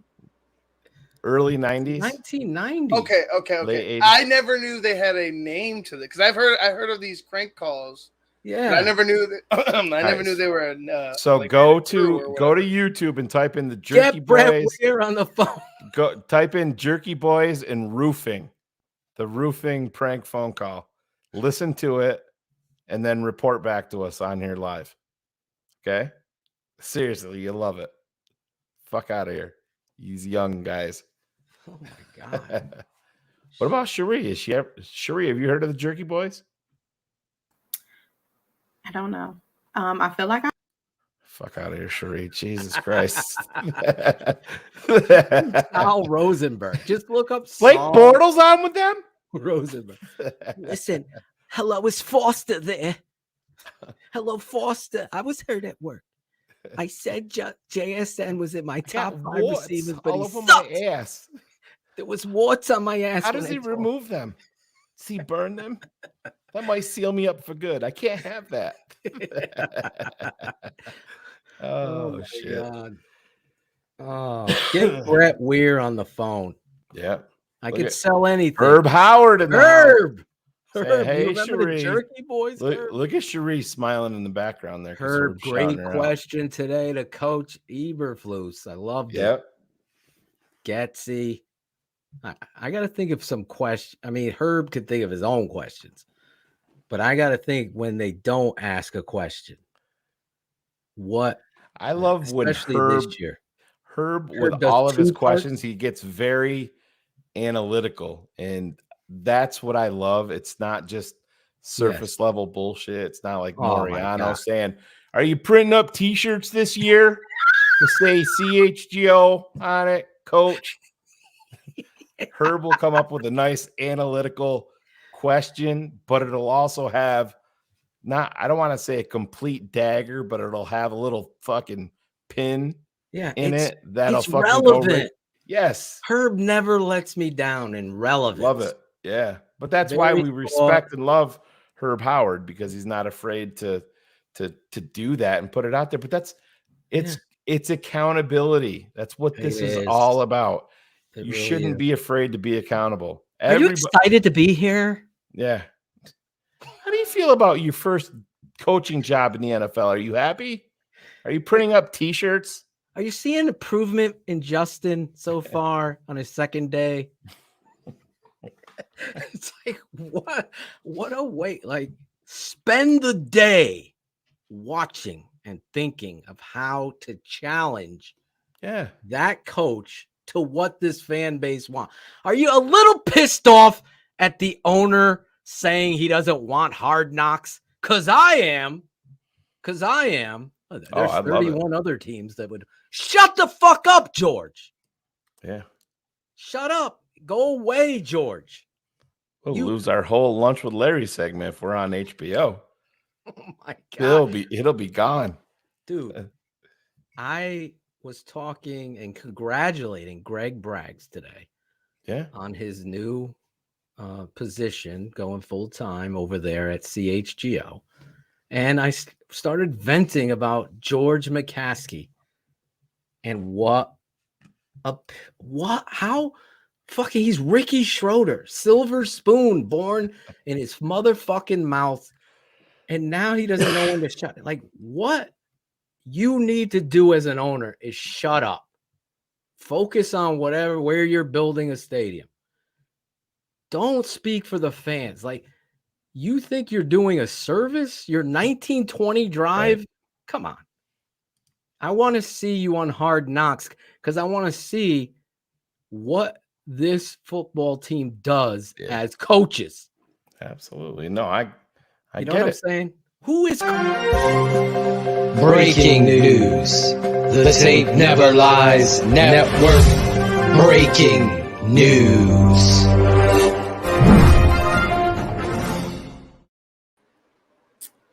Oh yeah, I'm gonna definitely partake and listen to all that shit. Right. Schofield's back. Schofield's got to know what we're talking Mark's about. Back. All right, here we Let's go. add him back. You know, Mark, the Jerky Boys. We were just talking about the Jerky Boys. Okay, I've never heard of them before. Really? No, I've heard of these crank calls and stuff. I never knew they had a name and like a crew or whatever. Oh my God! Yeah, there's the original fucking crew, bro. Yeah, my father cried because he's from Brooklyn. So these guys sound, especially the dude. Give me a fucking tank, I'll fucking sell it. I'll come down. The water's coming in my roof like a sieve, I got these idiots up there slapping each other with the hot mops. Yeah, make sure you say idiots on this one. Gotta be PC here. But yes. The Jerky Boys, man. Oh my God. Is that the one you listened to? I told him. Oh yeah, the roofing with the hot mops. Yeah, dude's laughing his ass. You gotta listen to Sal Rosenberg with his glasses. That one. All my shoes and all my glasses. So I was hurt at work today. How does he cut off the warts? You can't burn them up. That'll seal me up for good. I can't have that. You have to listen to the Jerky Boys tonight. If you're a millennial or a Gen X, I guess that's the thing. Get some Jerky Boys in the. What do you got? They got to have it on Spotify. I'm sure it's out there. Yeah, it's got to be there. Or definitely, you found it on YouTube, right? It's on. Well, they got the best of on YouTube. I'm sure they have more out there. So. Well, all right, let's get back to football. Let's get back. Ivan, go listen to the Jerky Boys, Saul's Warts. That's another one you'll love. Yeah, warts. So we were talking about JSM. I tried to clarify. I think a lot of people, especially Bears fans, and again, Shane will share this stuff to me, manipulating. Like, if I have JSN as a top 5 receiver in this draft, that doesn't say he sucks, does it, Mark? No. Exactly. I mean, exactly. When you've got like 40 receivers that you're talking about, like top 5 is pretty good. I mean, but that's kind of the world we live in, right? Like either this is QB1 or wide receiver 1, or they're awful. Like there's like no in between. There's no nuance. There's no gray area. Like a top 10 quarterback in the NFL today is pretty darn good. Talking about just 32 people that have the job, and you're one of the 10 best. That's pretty good. But that smoke got to your computer, man. Something got to it. The whole thing like shut down. I'm like, what in the world? I just dropped. I had to reboot, restart. Ridiculous. Crazy. I know. We just kept going and having a lot of fun here debating. But back to this offense, and I said it many times before, and you as a former quarterback at the same university as Coach Bill Belichick. This is true. Right here in Middletown, Connecticut. This is true. This is true. Right over here in our backyard. Has he given us the pizza review? No, he hasn't. Do you have experience in New Haven pizza? I do. Pizza. Okay, so modern Sally's, Pepe's. You're the Pepe's. You're Pepe's. Yeah. All right. I'm modern. I'm Pepe's modern. is number 3 on my list, but no, I mean, again, similar to the discussion we were just having. They're all exactly. Like, they're all very good. Pizzas. Yeah. It's all. But there's no hype, Mark, that I hype up this New Haven pizza. I know the One Bite guy. He has been on the record saying New Haven pizza is the capital of the world. Yeah. I'm there. You're there too. I tell these Chicago fans and people around the world, and they're like, "Wow, oh my God, it's very good." Did you chase the clam pizza at Frank Pepe's? That I was favorites for? No. I'm not a clam pizza. No. Exactly. That was Claudio, right? Wasn't Claudio a big fan of that? Claudio, Steph's uncle is former. He retired. He is the videographer. I forget his title. He's done so many movies. The Patriot, Mask, Planet of the Apes. He's the guy that, with the camera sets it. He lives in LA. He's out of all these. He's retired. He's got awards for his movies. He'll fly in from LA and goes right to Pepe's. Don's got some fighting words. Modern for the clam pizza. Don's got some fighting words. Yeah, okay. It's definitely you haven't been to New Haven yet. Yeah. Anyway, you look at the running back situation here in Chicago. Now, obviously, David Montgomery exits left to Detroit. You have Herbert, Deontay Foreman. You got Rashawn Johnson, who this team is hyped up character-wise. I'll let Shane quote him. 15 minutes later, called him a franchise pillar, Mark. 4th round draft pick. I'm very excited about him too. Are you? I think on most other college rosters, he's running back one. And he's talked about in the sort of maybe not a 1st round pick because running backs are what they are. But he's probably a day 2 pick, early day 2 pick. He's behind Bijan Robinson, I think you watch him when he had opportunities, you see the potential there. I'm not saying that he's going to come out and rush for 1,000 yards as a rookie or be the featured back in this offense. But I think what you have are 3 very good running backs that complement each other fairly well. I think you need more than one back in today's NFL. And I'm very excited about what this run game could look like, particularly if, again, you get back to 12-21, you're running out of bigger personnel packages. I think this run game could be explosive enough. I'm not saying a run game in today's NFL needs to be explosive, but you have to have that threat that you can do things on the ground. You can win a game on the ground. You can have a 4-minute offense if you need to. And I think the potential is there for this run game to do that with these backs. Yeah, I hear you. And I mean, I'm not even sleeping on Travis Homer. As the 4th guy. I mean, you talk about a dude that'll put his nose in there and pass block and special teamer and whatever they did in free agency. He's a guy that got a 2-year deal. Yeah, he's not one of those 1-year guys. Yeah. That tells you what they think of him. Guy. He's an interesting guy. Shane brings up special teams. I don't want to skip over the new rule that they've put into place, Mark. How dynamic of a change is this going to be? I mean, I saw a story today. I forget which special teams coach it was, but one of them came on and said, look, all 32 of us hate it. Like, we just hate this rule. I mean, and even Andy Reid recently was like, you're taking away parts of the game. Like, how much or where does it stop? You aren't going to – I mean, we saw this with previous changes to the kickoff rules. The league thought it was going to do one thing, but it did something completely differently. So it wouldn't surprise me if there's some sort of unintended consequence of this rule, but – you're basically starting to take kickoffs out of the game. I think that's where the league is going eventually. It wouldn't surprise me if 5 years from now it's just 1st and 10 at the 25. I think that's where the league's going. I hate to see it. Kick return is a part of the game in my mind. It can be a game changer in some circumstances. And to see it kind of get devalued, I understand the safety aspect to it of it, but then you look at some of the studies that the league relied upon, and there was a thought that, well, maybe not all of these injuries were caused on kickoffs. Maybe they couldn't pinpoint exactly when they took place.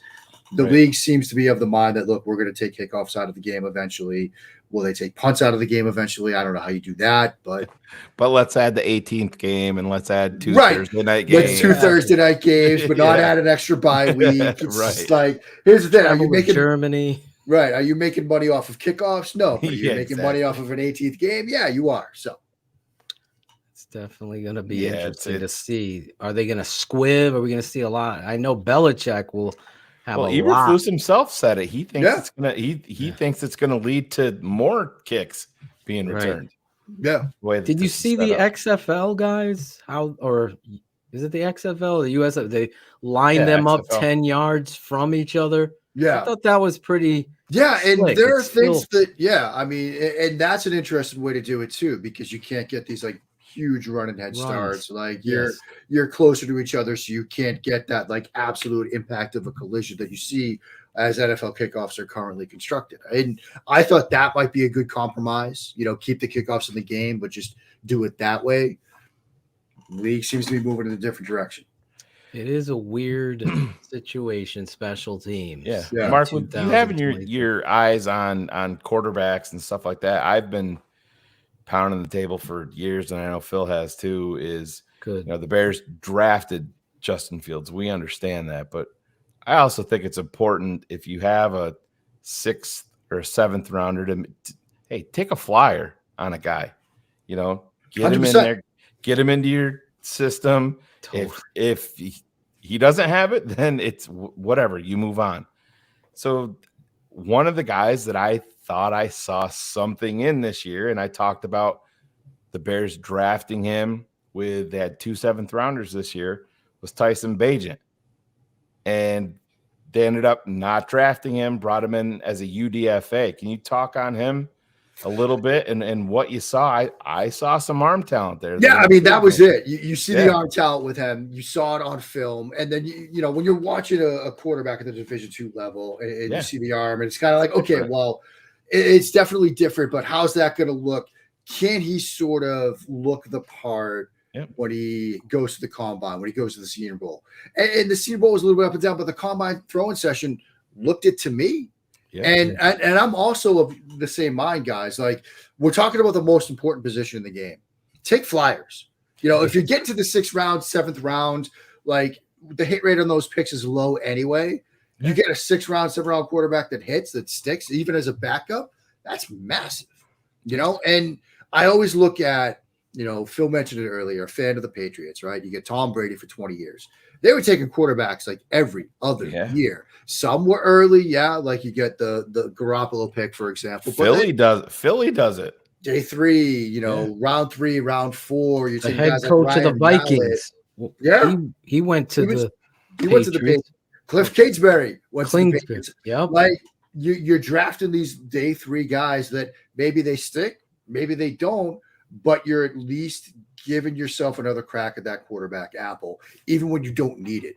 Because let's face it, in this day and age, like QB1 goes down, if you don't have a viable backup, fucked. It's a lost season. You got Brock Purdy last year. I mean, Mr. Irrelevant, There's talent at the quarterback position to be found later in the draft. And I'm always of the mind that even if you have a starter, Grab a guy that maybe pushes the backup. Grab a guy that can run your scout team. Right. Exactly. Right. That's been my number one thing is practice squads were expanded, and I'm like, how do you not have the Bears had Peterman down there at one point. I'm like, he is who he is. Yeah. Everybody knows it. Yeah. And what kind of look is he giving your defense? Right. Nothing. I'm glad they picked up PJ Walker to be their backup. A guy, obviously undrafted, bounced around the XFL. His story is crazy. As reps with DJ Moore. Not that you want to think about that, but I mean, if you have to, there you go. There's that built-in chemistry. It was funny because we were breaking down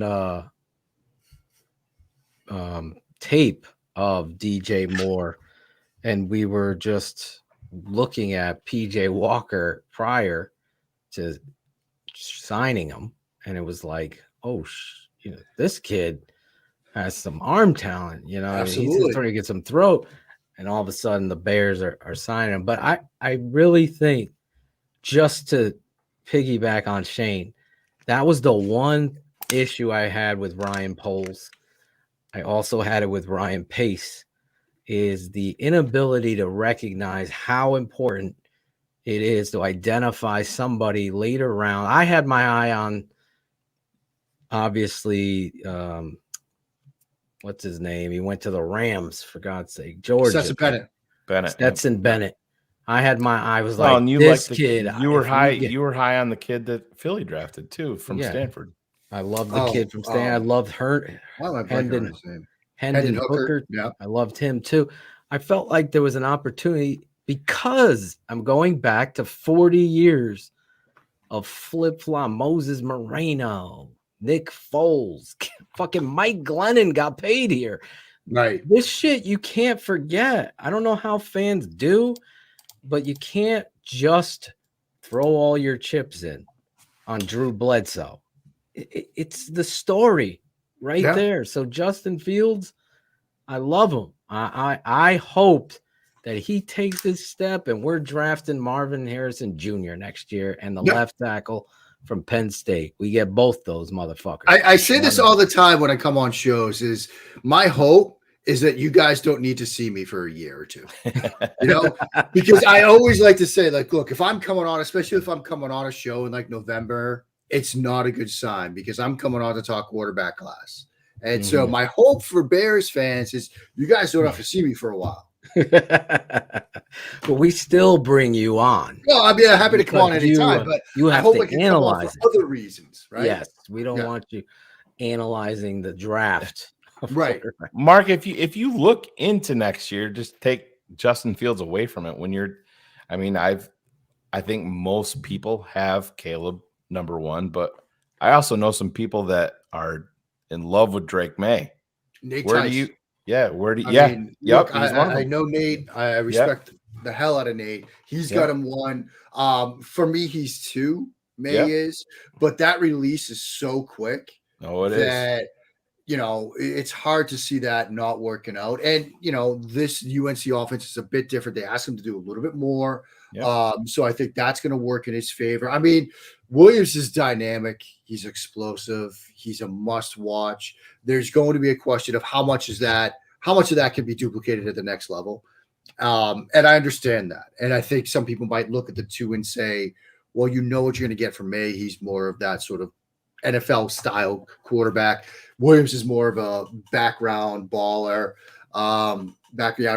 But we just saw Bryce Young, go first overall. And so I think they're both very good. But as I said, look, I was talking with some people. This has the potential to be an absolutely dynamic quarterback class. Yeah. Like going into some years, you're like in the summer, there's 5 or 6 guys you want to watch. There's like 20 that I think you want to watch to get ready for this upcoming season. I mean, Joe Milton, who's going to step into that Tennessee just offense. going to ask He's going to put about up him silly numbers in that passing game. I mean, you thought Hendon Hooker put up ridiculous numbers. Yeah. Milton could throw it out of the stadium. Dude, did you see the fucking 80-yard throw? Insanity, Phil. Yeah. I mean, just absolutely insanity. And on down the line, there's a ton of talent at the quarterback position. Like the Tulane kid is very good. Yeah. And I know people are excited about having it. What about the kid who transferred from Wake to Notre Dame? Oh, Hartman, the kid that took his rib out. Yeah. Yes. He's incredibly talented. Another kid that incredibly quick release, like May, stands in the face of pressure all the time, will take a hit. And again, like I said, he had a rib injury. He kept that rib in his freezer. So there's a little bit of something loose upstairs, which I like in a quarterback. And so look, it's a very, very good. One other guy I want to ask you about is the sleeper, the fucking kid who plays baseball, and then he.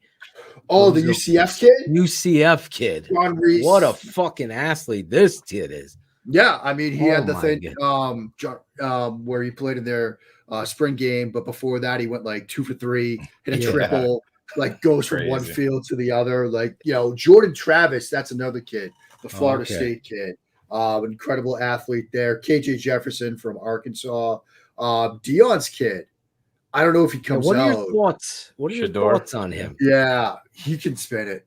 Yeah. I want to see what it looks like on the big stage. That's a team that could go like 1-10. I mean, it's gonna be a process in Colorado. So I don't think he comes out, but he's certainly talented. I'm gonna be watching Colorado. Oh yeah. I'm not. When's the last time you said that? That's the big thing, right? When's the last time Michael Westbrook, Rashawn Salam? Yeah, it's been a while, right? Yeah, that was but it. Then you see Cordell Stewart, Cordell. They're believers now. And because of the head coach, right? Yeah, exactly. The head coach obviously brings a lot of pizzazz and swag, and there's you either love him or hate him, or I'm not a big fan, for the record, of Dion, right? So that's why I'm going to be watching, because you're going to talk the talk. Just it. Come play with the big boys. Whether it works or not, they're going to want to see what happens. Yeah. Mark, where did one of the biggest debates that we had here at TTNL, specifically with Phil and I, in terms of this draft and quarterbacks, was specifically with Bryce Young. Now, I'm an Alabama guy, have always been, but I couldn't draft Bryce Young up top. Just not even the height so much. It's the frame with me that scares me. Where did you fall? Phil's on the other side of the fence. Where did you fall in line with that? I am worried. I think he's got all the talent in the world. The anticipation is exactly what you want in a quarterback. The frame, man, just gives me pause because he is tiny. Yeah, I mean, it's you're certainly going to do things schematically with him that you probably wouldn't have to do for other quarterbacks. Yeah. It might be a lot more spread, might be a lot more empty, real catch and release stuff. You're not going to use him in the run game the way you would, say, Jalen Hurts, who's a fire hydrant. I mean, he's powerful. You're not going to want to do, or Fields too. Yeah. So it kind of limits what you're doing. And I think in today's NFL, having that QB run component is big, especially if teams are going to live in too high. If they're going to play light boxes, you turn +1 into the box into +2 with the quarterback as a run threat. Like, that's big.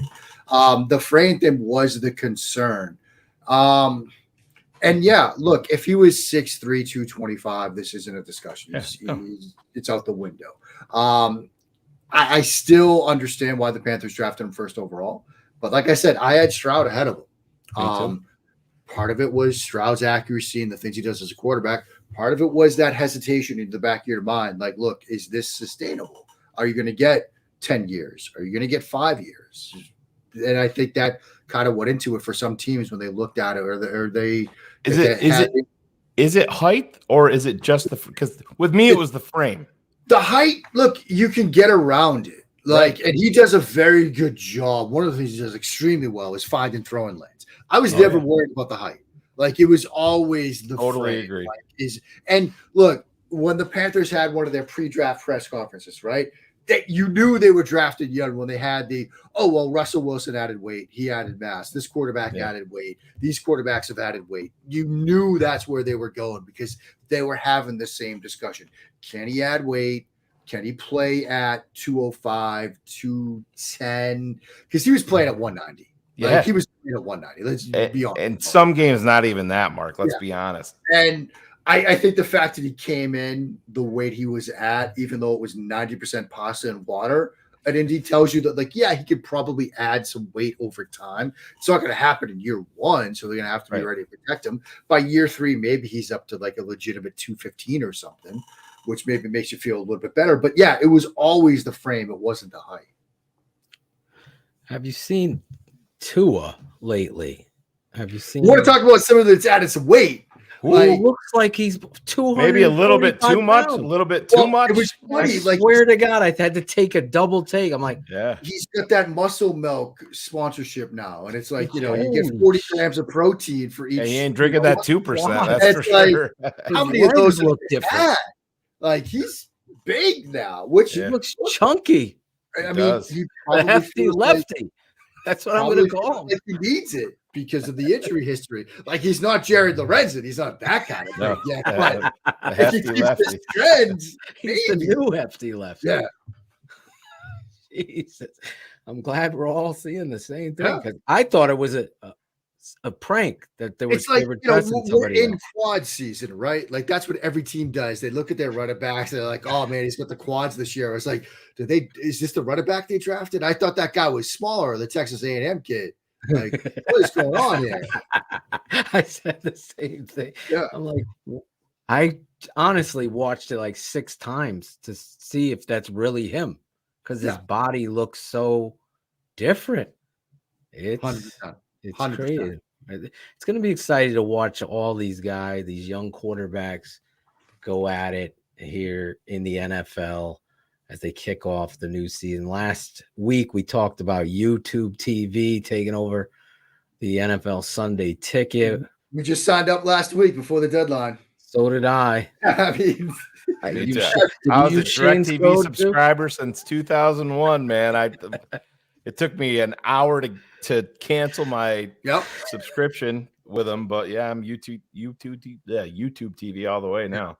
Here's that picture, Phil. Look at him. Oh my God. Yeah, I was shocked. Well, when he had his uniform on, he looks even bigger than I honestly couldn't believe it. So hey, I mean, big boy now. You always, real quick, because you know I have always stayed on the record. Again, I don't flip flop. Mac Jones.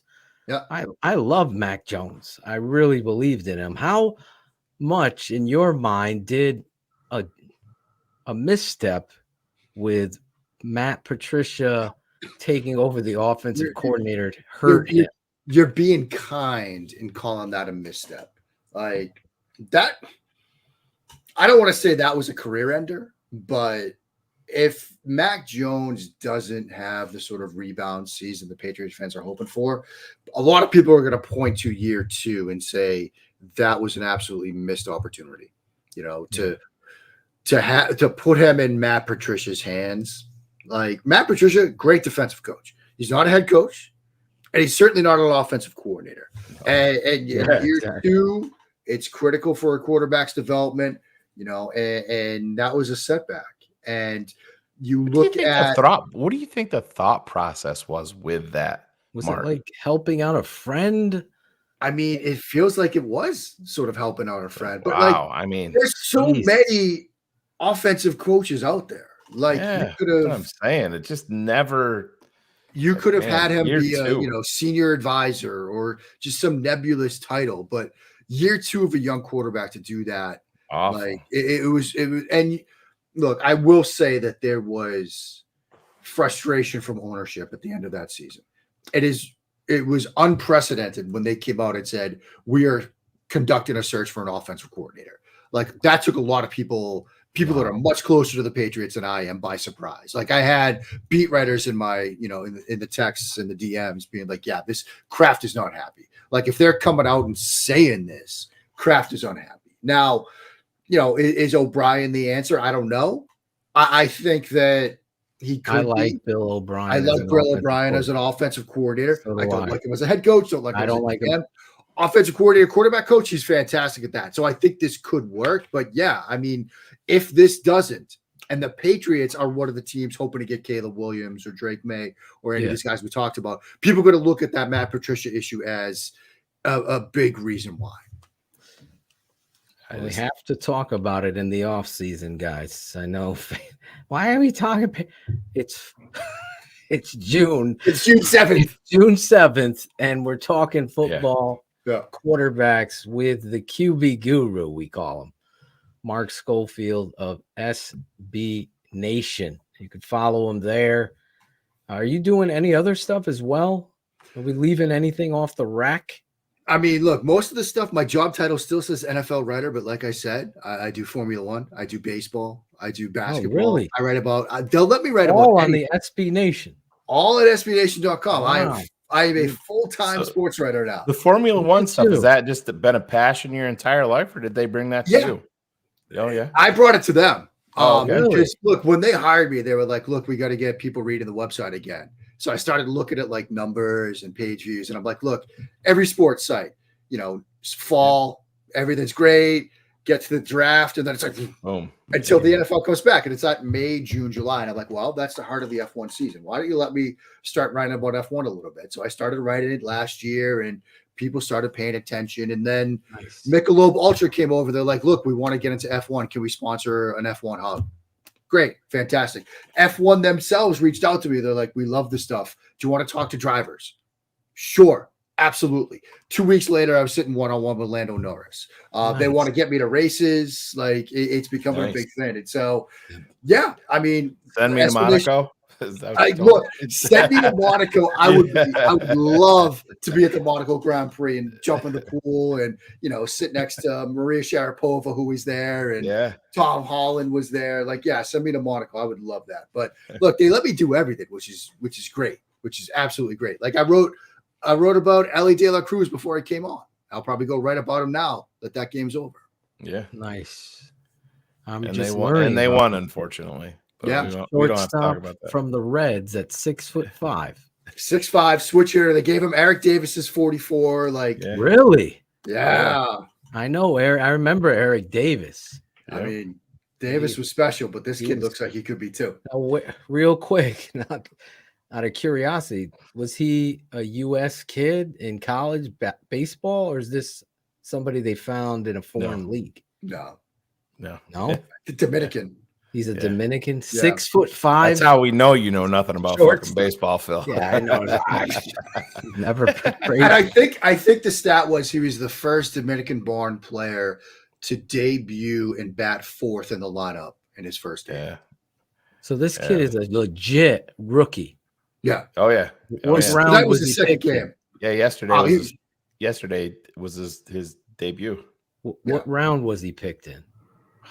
Because I always find it interesting with baseball. It's like they find it's like 20. This guy's in like the 30th round. Yeah, 30th round. They never I guess they just draft. Yeah, baseball's crazy. Top, I know. Right? Lasorda drafted his Piazza in the 66th round as a paying homage. He was signed as an international free agent. Holy shit. Yeah. But that's a lot of these guys over there. That's how they get their break. But his first home run tonight, he was batting from the left side, 92 up and in, and he pulled it. Yeah. And he not only pulled it, but he hit it to the back row of the stadium. Yeah. Jesus. Phil, you got to see this kid run. Yeah. It's insane. I mean, it's insane. He rounded third, right? First home to third in 10.38 seconds. Oh shit. And that's changing directions, kids. That's not a straight line. I want to see what Ricky Henderson ran that shit in. Who was the fastest around those bases?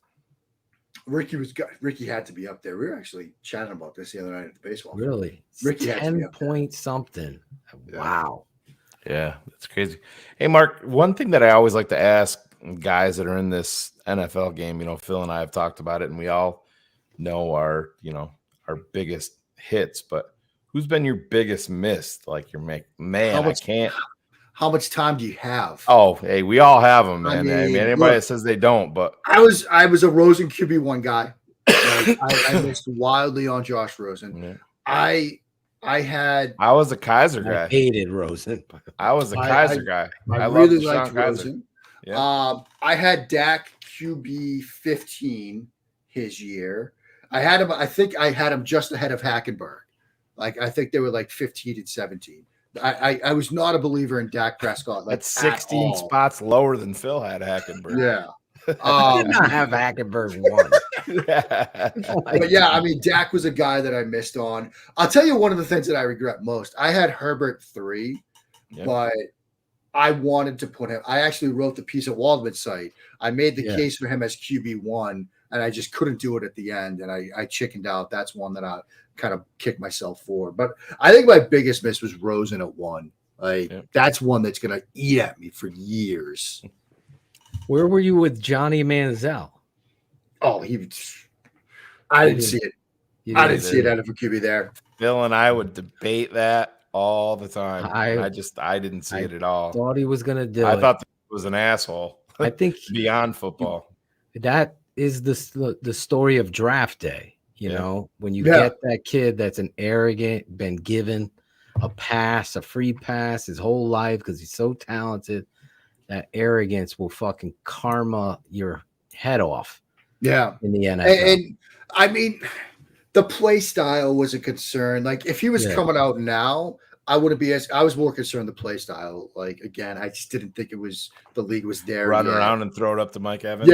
Yeah. I mean, and that's just it. Like, okay, what's it going to look like without Mike Evans, you know? Yeah. But that's it's crazy. I'm always interested because I mean we all have our epic whiffs. Like I said, I was a Deshaun Kaiser guy. Yeah, look, we all miss. NFL teams miss. Oh yeah, every team. We're Bears fans, bro. They get to meet the players too and miss. Yeah, like that's we don't just get it. that interview. No, they don't. They don't just get to meet the players. They get to call their kindergarten teachers if they want to. Like, they get to hire private eyes to track them on flights if they want to. Like, we're doing this off of film and maybe like one question at the combine. Exactly. Like, we're gonna miss if they miss. So exactly. It happens. Exactly. And character to me matters a hell of a lot to the tape. That's like tape, then the character of this guy. Right. If I sit down and meet with these guys, I honestly believe I can get it right with that character. Do they love the game of football? If we're going to talk about character, where were you on Jalen Carter? Yeah, I mean, between the lines, I loved him as a player. Like, I really did. And the character stuff, I try so hard not to buy into like the nebulous red flags, but you had legitimate red flags here. That was the issue that cropped up at the combine with the accident, tragic incident like that the night of the parade. Like, that's a legitimate red flag. I loved him between the lines, but would I have drafted him in the top 5? I would need to be sold on. I would need to like sit down with him to do that. Now, some general managers, Holmes from the Lions said that he had a little bit of a change of heart after he met with them. I don't know if that's true or not. I've heard reported on both sides of that. But the player was great. But again, are you drafting that guy first overall, top 5? I don't know.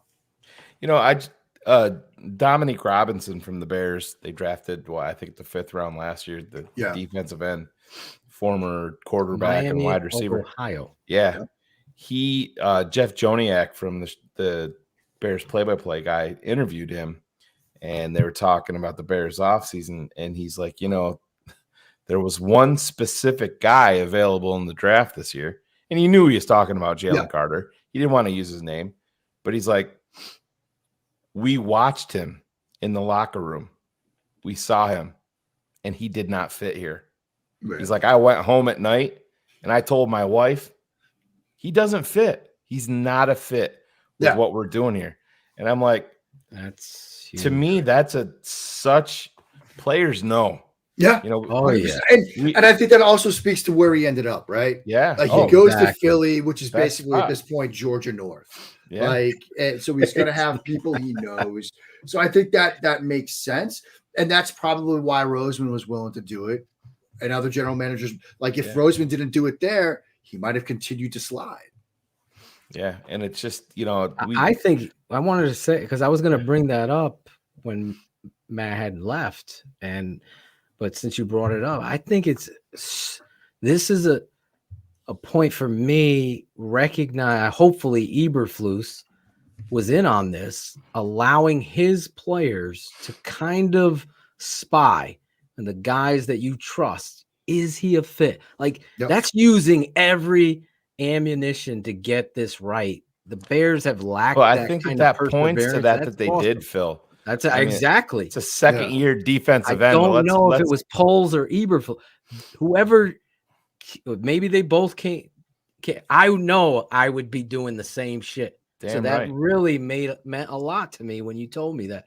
I'm like, wow. To me, that points to, and I'm not just saying this as a Bears fan. I'll remove my fandom from this.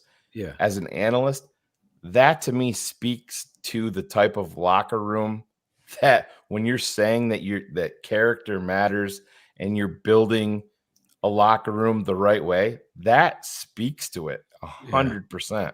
Absolutely. To me, because I always look back. We had Shane Matthews on, former, Florida Gator Bears quarterback. And another thing that I was always interested to know was, I said, Shane, when you have these draft picks come in, how early do you know? Like when you see these, he's like, I'll tell you right now. He's like, I'll be perfectly blunt. The Bears drafted Cade McNown. He said 20 minutes into the first practice, I'm like, this is the motherfucker that they drafted in round 1. Kid can't throw. Yeah. It's over. 20 minutes into the first practice, he said, and everybody on offense knew it. He's like, we all knew it. The kid can't throw. And it's just like, players know. Yeah. And you can't fool players. No. Like you can't fool them. You can't. I mean, he could go on and have a Hall of Fame level career. I know everybody's going nuts because supposedly he broke a blocking sled in his first practice in Philly and whatever it is what it is. But I look at it the same way that I look at it under the turmoil that the Bears had. Mahomes was never going to be Mahomes in Chicago. Right. Let's be honest. Yeah. He might have been a good quarterback, but he's not going to be that. Jalen Carter could be a Hall of Famer. I just don't think he's going to – I don't think he was going to – it's not – the Bears aren't there yet. Yeah. To take him. Unbelievable show tonight with you, man. I know I said 30, 40 minutes. We always – it always happens. I'm going to blame the smoke and the computer. Yeah, blame the smoke and the broken computer. Yeah. I saw your kids are playing baseball. They won a big game. Is that what's going on? Yeah. We won our playoff championship game on Nice. Sunday, 12U Nice. team, which was very cool. Now we're going to he's not going to do a travel team this summer. We're actually going to take a break, go back into fall ball, keep the team together. But those travel teams could oof.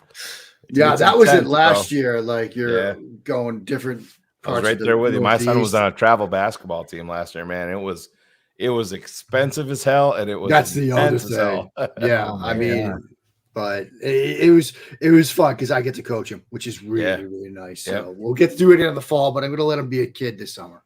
Good for you. Nothing wrong with that. I think that's a smart thing that a lot of parents should be doing. I'm not a big fan of all the specialized travel leagues. You don't want to wear those kids out, allow them to be kids. Yep. And then you only come get to back. be a kid once. That's right. And kids nowadays have to grow up Drive me so fast crazy. anyway. Yeah. It's crazy. Yeah. Well, Mark, follow Mark Schofield at Mark Schofield on Twitter. He's on Instagram. He's a great follow at Instagram SB at Josh Rosen 1. Yes, that's Josh Rosen 1. You got a lot of good photos there. Mark, thank you for jumping on here with us. We love you, man. Of course, boys. We'll Love get you, you boys. back on before the season. As Sounds we hit great. Preseason, we'll talk a little Justin Fields with you. Let's do it. All right, brother. All right, Thank you. Thanks, Have Mark. a good night. See you guys. God bless you. That's the great Mark Schofield. His computer didn't crash there. He's the best, man. No, I love that dude. You know, you can get so in depth with these guests, and Mark is one of those dudes where you can pound out a 4-hour show if we needed to. And it's just the amount of information, that's what I think separates it. Just, we are as eager to learn as I think he is. You know what I mean? We're talking about Tyson Bagent here tonight. Right. And, a UDFA quarterback that has some talent, and not that we're expecting him to, I don't think he's going to make the 53. Would I have him on my practice squad? Yeah, you're damn right I would. I just love that. Well, they did come out with a rule. I forgot to talk to the third QB rule. Yep. And how they're going to define it. That now has been the emergency. And let's hope it's not Nathan Peterman. Yeah, I'm with you there. I'm really pulling for Bagent. And I think it's important moving forward how we see this team being built. Will they take some more shots at guys that kind of fit what you do?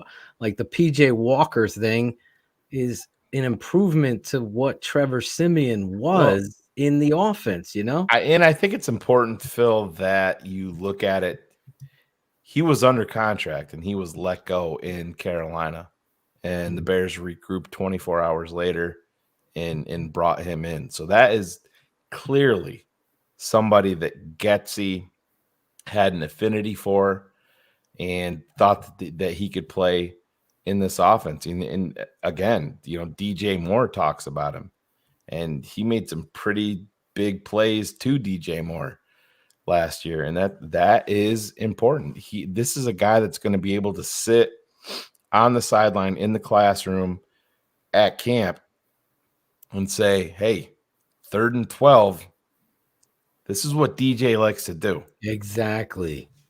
Very good point. You're not going to get that from Nathan Peterman. You're not going to get that from Trevor Siemian. Those things are monumental moving forward. Very good point there. That experience, obviously Herb, I don't know if you saw, he was in the chat, I don't know if he's still there, but he talked about DJ Moore in person being a hell of a lot thicker as a receiver, his lower half, his legs being thicker and more muscular and build at that position. That just bodes well to what it is the tape was showing, that he can be a number one or is a number one wide receiver. I compared him to Stefan Diggs and what he can do in the route tree and the ability to act at the route, but then he becomes a dog when the ball is in the air. Yeah. So that stuff is incredibly important to Justin Fields' growth here. And I know Eddie Jackson was out there. I know some Jalen Johnson back. Jalen, who I did not say would hold out for mini camp or whatever. I said I wouldn't be shocked at all if he was a hold in for training camp. But I know you were talking more hold in and pulled the same thing as. But there's always people, or let's just keep it 100 assholes in the chat that want to try to think that they're badasses. Why is it so important? Like fighting with Hendricks now in the chat. Like, why is that? When you have this is what people need to learn, Phil. We've fallen into the trap. You see negativity, and I remember I go back to the Benjamin Ricketts and Bullets when we had to put him in timeout. You know, can't make it about one guy in the chat and ganging up on somebody that's trying to instigate or has a difference of opinion. Just let them have a difference of opinion, and then it ends, and you let them move go. on. We can all be better. I need to work. I suck at it, Phil. You've heard. You and I have talked about it. I told you. I said you suck at it. Yeah. I said it. That's right. We all do. But part of this show that makes it great, keeping it 100, is Creighton Wilfong called me a man cunt tonight. That was actually, honestly, Ivan got a laugh on it after he logged out. Right. I was gonna say something. Actually, but, I you know. kept logging out to go in and listen to these jerky boys. Fucking. He's a fucking fan now, right? He's a fan. It's legit. I'm gonna get a t-shirt. I got a t-shirt. Did you listen to Saul's warts? I did listen to Saul's warts. That'll seal me up for You good. gotta rub them out. Laser. You're gonna burn them. You're gonna burn him. Cherie's like, oh, is what? he in there with somebody now? Is he burning them up? I think what's the one when his shoe, he fell down the stairs and his shoes fell off. Wrong Creighton, not Creighton C. I said Wilfong Creighton C. Not you. There's two Creightons. It's a lot of Creighton. Don't Your get Creighton your Creightons drama. mixed up. Can't get your Creightons mixed up. Yeah, Jesus Christ. Who needs two Creightons? Get Brett Ware on the phone. Cherie, I'm going to find the jerky boys so you can listen to it because you'll be like, you guys are crazy. It's so funny. You know, when my dad, I'm telling you, I had the cassette tape given to me on one of those recorded tapes, like, you know, the ones you could record on back in the day. Some of you have no idea what I'm talking about. Ivan, maybe you could pull a picture of a cassette tape up. You could buy blank tapes and you could just press play and record on a double deck cassette. So you play over here and record here. I still have mine. Yeah, I had a boom box. Of course you did. I had the Lasonic boom box. I still remember, bro. Oh, dude, that was with the fucking lights. That had the lights. I had the same fucking one. It was black. Yes, oh, yeah. Black. Yeah. There was two. There was the double cassette sideways, and then there was one that it looked like a car. Yeah, you pushed the dude, cassette. I had the same fucking one, bro. Yeah. Same one. I'm looking this shit up right now. Get the Lasonic.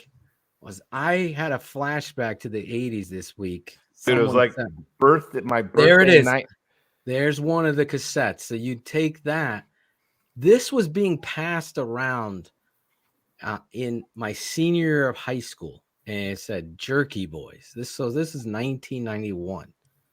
All right, and see, like, this what is how I've heard of, like, and it has to be them because like this is how I heard of these crank calls and shit. It was like, just like you said, somebody had like a CD or a cassette, and they were just listening to it.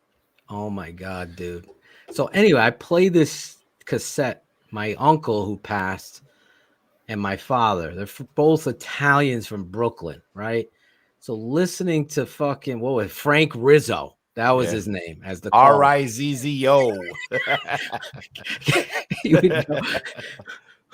Get the shit out your ears, jackass. He'd throw it in there, and the person, you gotta set the stage that the person on the other end of the phone is a real person. They have no clue. So back then, you're calling. There's no like caller ID. This is fucking dial up. You know, those rotary phones, Cherie, and they're calling. They hear the ring, and I'm telling you, my father laughing. I don't think I've ever seen him laugh so like tears coming down his face, listening to Frank Rizzo. It was like it's hilarious. But anyway. I just listened to the masturbation box. Oh, the Egyptian magician. I remember that one. Oh my god. Steph loves the Jerky Boys, Cherie. So you got to give it a shot if Steph likes it, right? Cherie, if you're like cleaning around the house, just put it on. You'll have a laugh. You'll get shit done. Could we play like a That's second? when I listen to my podcast and put on my old school music. Here we Phil, go. there she is. There's the Lasonic. That is it. Yeah, same one I had. Can See, we- there's the little can we tape make deck. it big? It's like take up the whole Yeah, thing. it's not letting me. Fuck. Oh, there it is. There we go. Hey. There she is. That was that I had that one right there, bro. I had the same radio. Me too. The TRC 931. It was like my birthday, summer 1991, I think. Oh my god! Yeah. I think that was the year I got it. Yeah. All I hear is jam on You it. were like honey. 30 years old in 1991, bro. What are you talking about? Dum dum dum dum dum dum dum dum. Yeah, that's what it is now, Bill, for the original. That Is shit's it? all like crazy expensive now. Is it Yeah. expensive? Stuff. Hell yeah. I should have hung on to it. I'm gonna start playing fucking bingo so we can afford that shit. How do you think I make those cheesy pork chops? I play bingo. I can afford it.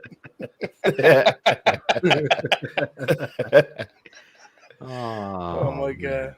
That was one of my favorite gifts. From Mine my too, mom. bro. Yeah. I got a lot of use. I thought it was so dope to have the fucking tape that you could pop in. Yeah. It's like, look at this shit.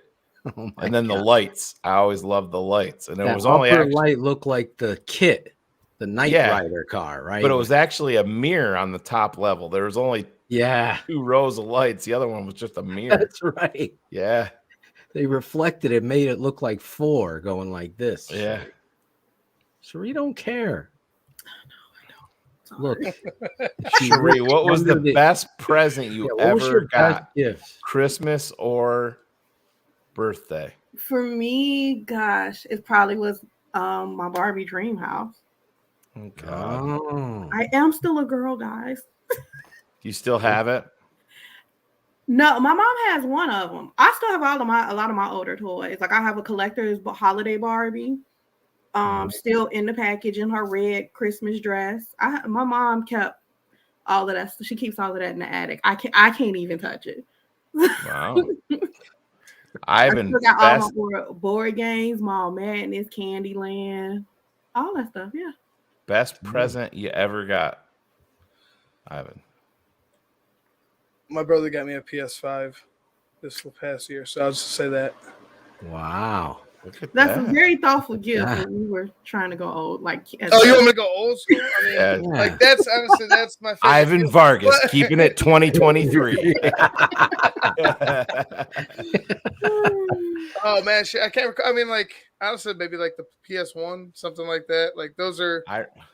I remember Christmas 1987. I'll never forget it. I would have been 10 years old. And I opened up a gift and it was Nintendo baseball.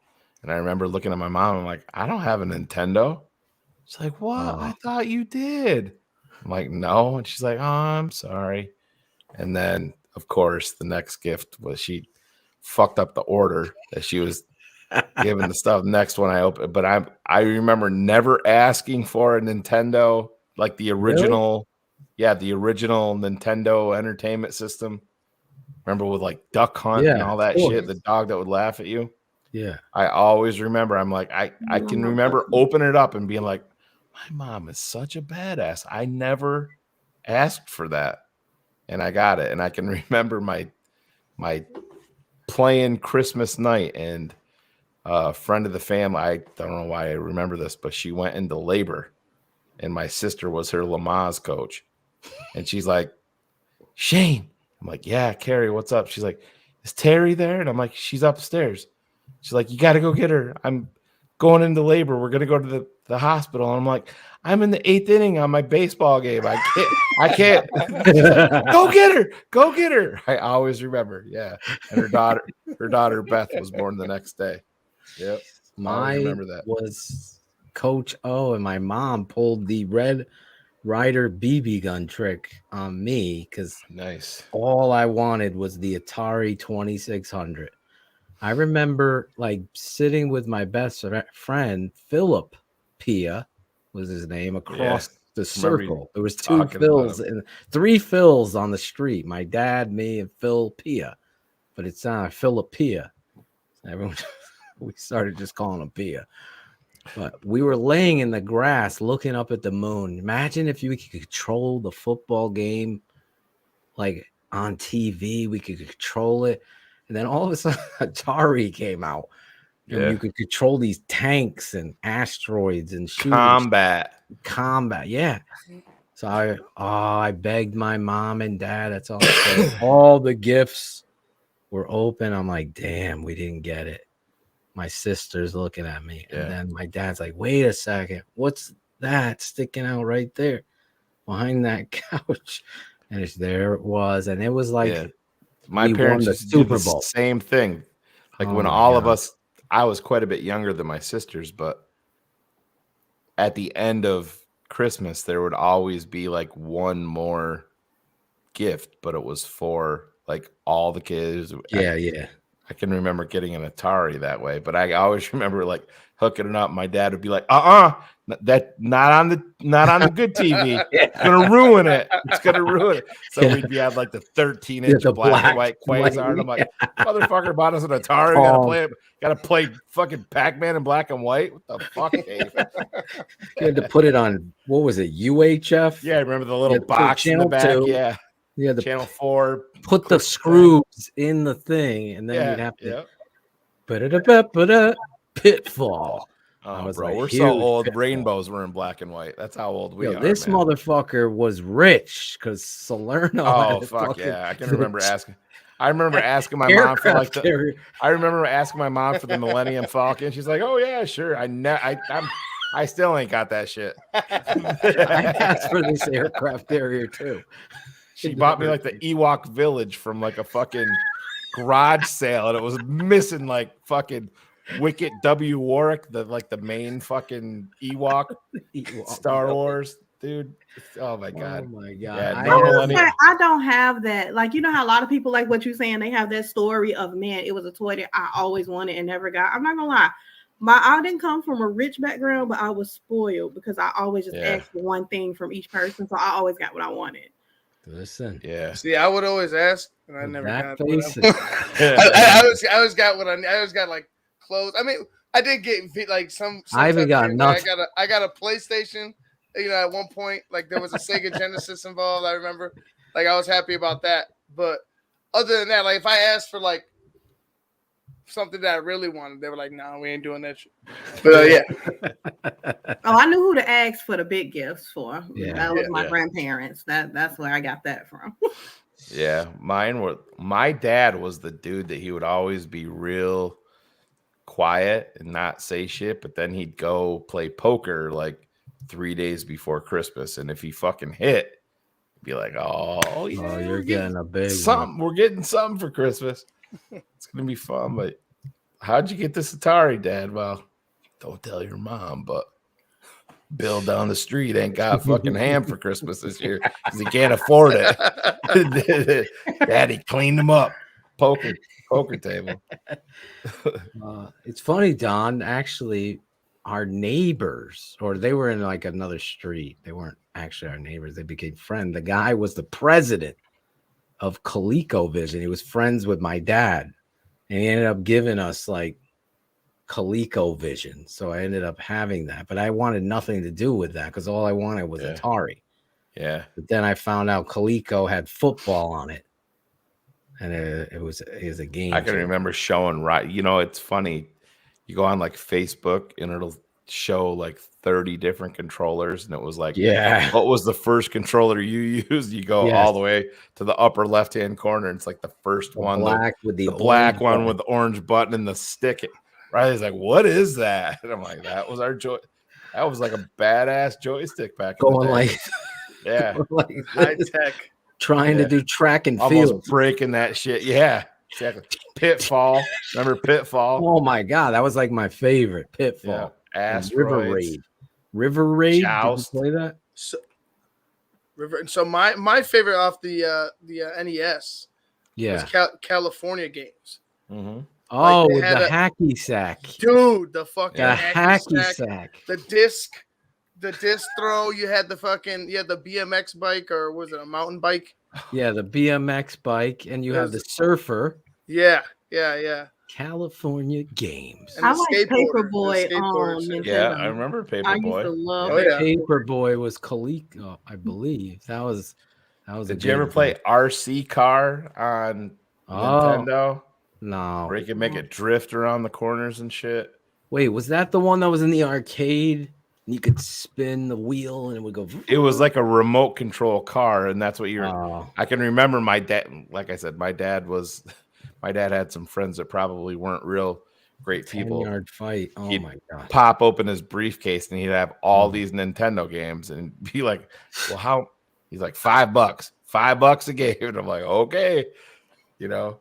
You had a guy like that? Oh yeah, where we lived. I grew up in a place called Blind Bay in Hammond, and yeah, my dad knew this dude, and come to find out, shit at the barber shop. He would always get shit off a truck, and he had this big ass briefcase, and he'd open it up, and it'd be all these Nintendo games that you couldn't, Zelda. like Double Dribble. You remember Double Dribble? You could hit the Double 3 from the fucking dribble. corner all the time. You had that secret spot. Yeah, you had to hold it and then let go. Yeah, you hit the 3 and it go. Yeah. Oh shit! I always use the Seattle Supersonics. Yeah, it was the LA Breakers, I think it was. It wasn't the Lakers. Yeah. Seattle something else. Yeah. I always use the green Seattle team on double. If you played Bulls versus Blazers, what was it, the 91 finals? That was like one NBA what was it? No. It was for Sega, I believe. Sega, Courtney. If I'm not mistaken, it was for Sega. You could play as Jordan. It was one of the first games that you could actually play as like a Michael Jordan character, or his name would be on there. NBA, what was it called?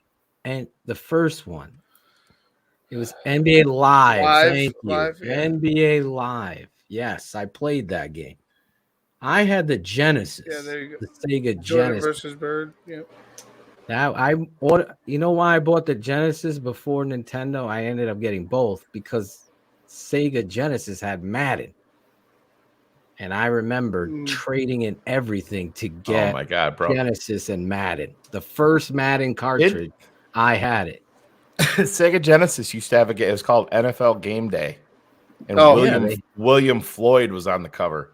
Yeah, they had 4 different. I can remember Joe Montana football, NFL Game Day, Madden, Walter Payton football. They had on the Genesis. So there was a bunch of football games that they had. Then there was like front page football, which was a side-scrolling football. You had the wrong angle. It was like this way. It was so odd, but it was so realistic for the time. Joe Montana football was actually the first football game that had a live action play-by-play. And it would be like, he's at the 14, and it was consistent with where you were with double dribble. There it is. Bam. There it is. See how he held that? Is that the Seattle team too? The green? See how he holds it from the corner?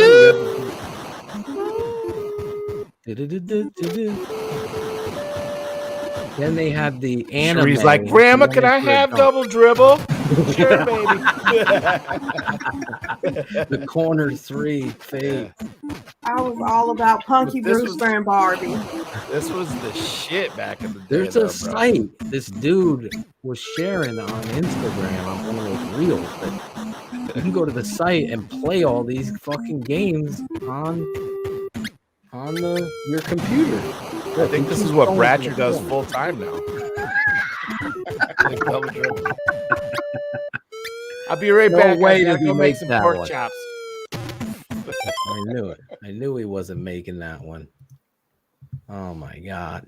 Then Tecmo Bowl came out, and that's when I bought the Nintendo. I had to have both now, and the Tecmo Bowl stemmed from Double Dribble with the anime cutaways. Well, Double Dribble had the cutaway on the dunks. Yeah, that started it. Yeah. Same with Blades of Steel. Yeah. Oh yeah. I can remember the old baseball game. You had to hit it like dead center straight down to hit a home run. Me and my brother got into a fisticuff over home run baseball. Dude, that shit's gonna happen next summer. My brother-in-law and I, when I was a senior in high school, my sister met who would have been my future brother-in-law at the time. We used to stay up. We used to play college football. We'd play an entire fucking season in one night. I always used to. My God. I used to use San Diego State because I was a huge Marshall Faulk fan back in the day when he was in college, and he always used to use Ohio State. And we used to, oh my God, college football. And that's coming back. It It was supposed to be back this summer. It's coming back. Oh, it's not this summer? No, they pushed it to summer 2024. But that's going to be, we got to get a patron college football league going, bro. Zorich gets the Notre everybody Dame will. Yeah, I'm sorry, I'm gonna have to destroy everybody, but it'll be fun with me killing everybody. Hofstra's on the team, the game anymore. Yeah, you don't have to worry about Notre Dame winning shit in that. They ain't gonna win it in that league either. But I used to use Washington State in Bill Walsh college football. That was before NCAA, and it was Bledsoe. And I would just beat everybody's ass in college with Washington. Supposedly, it's going to have the transfer portal and everything. Really? There's gonna be finances involved, and that's what I've heard. But do they still have the NCAA basketball game? Nothing. There's no college anything. Like I still have Madness. That was fun. I still have NCAA 2014 for the Xbox. Yeah. And because I still have the original Xbox that you can play it on. Yeah. And like if you go onto eBay and try to buy that game, it's some of them are like $100. You have the what? The college one? NCAA 2014 was the last college football game. I think it's got like Denard Robinson on the cover. Yeah, from Michigan. It does. Yeah. Cherie. I still have it. My son and I play it sometimes because they'll give you updated. There's people out there that still update rosters. I think what's his name? Darrington Evans does that. I will say this: the Sega football game, NFL 2K, in what was it? Maybe it was 1999. When was that 2K out, Ivan? Check that. Or Cherie. Which one? The last one. It was for Sega Dreamcast. Oh, 2005, I think. That is the best football game. Yeah. It beats Madden today. It was so fucking realistic. Terrell Owens, T.O. on the cover. Pass rushing. You could fucking swim. Your defensive tackle could dive, and like if he dove, he could knock down an offensive lineman and allow someone to get it. Oh my God. Yeah, the physics of it were just way better. Oh my God. Anything after it. So like Tevin Jenkins looked like Tevin. If it was Tevin Jenkins, he looks 6'6", 6'7", 340 pounds. I mean, he looks like Darnell Wright would look like that. But if you had a guy to that point, Phil, like if you had Derrick Henry running the football, Derrick Henry, coming down on a little ass corner isn't going to get stuffed go sideways. He's going to go right over the top of him. Oh, it was awesome. Yeah. And you could hit the button and it would react to you. So there was actually rewards for, and their AI was so smart. I was like, Madden, it was Dreamcast. Listen, what they were able to do, because they were the first one to be able to play over the telephone line, at the internet line, to play.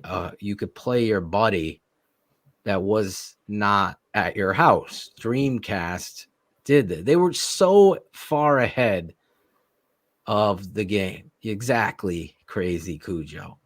And that, if there's a place or has any kind of old school and you're into that stuff, gotta play the Dreamcast 2K. It was absolutely, I still remember running counter and they blocked down, the ends coming, the guard kicked out the end, the tackle fall, and you could like sidestep and run through. I'm like, this is the most realistic football game, and Madden still hasn't called. I was playing, the kids were watching Madden, fucking corner, we're running toss, the corner goes inside covering. I refuse to buy the game, Phil. I refuse to buy the game anymore. It's terrible. It's so bad. Yeah, there's still money plays in Madden. Yeah, I mean, there was this glitch that if you hit juke spin, you would be able to go, and then the defender would automatically move, and you would be able to get to the outside. It's like, oh, bro, that's what I was talking about. NFL Game Day. Back in the day, I had William Floyd on the cover. I used to play my brother-in-law. Mm-hmm. That was when Ricky Waters was with Philly because he was an Eagles fan, and there was this glitch. If you hit dive when you were controlling the running back, he would dive like 6 yards, and then he'd stand back up before you could even get there, and he'd just hit dive again. He'd get like a 20-yard gain with 4 dives. Oh my god! Used to make me mental. There was this glitch when they first, what was it, PS2, you went online, and I was fucking destroying people in Madden. And I would be up 42-0, and there was like no surrender rule. Some fucking nerd found some substitution timeout glitch that would end the game, and you, even though you were winning, would get a loss. Oh, yeah. And I must have broken like 6 joysticks because you work so hard to win these games with this thing of you moving on to some sort of tournament of Madden. And that set me over the top. I was like, this is fucking bullshit. Timeout. They would put a backup center. I forget what it was. And then come out and the game would freeze. And you'd get disconnected with a loss. So no matter what Metal Gear Solid, that was a great game. Snake! That's where that famous boom sound comes from. I love that game too. That was really smart. We have really Cherie here. Cherie. Young Cherie. There you go. Young Cherie. If you actually go on my Facebook page. Thanks, Grandma. Thanks, Grandma. There is a picture of me playing as a little girl at my little kitchen. My cousin posted it. It's on Facebook somewhere.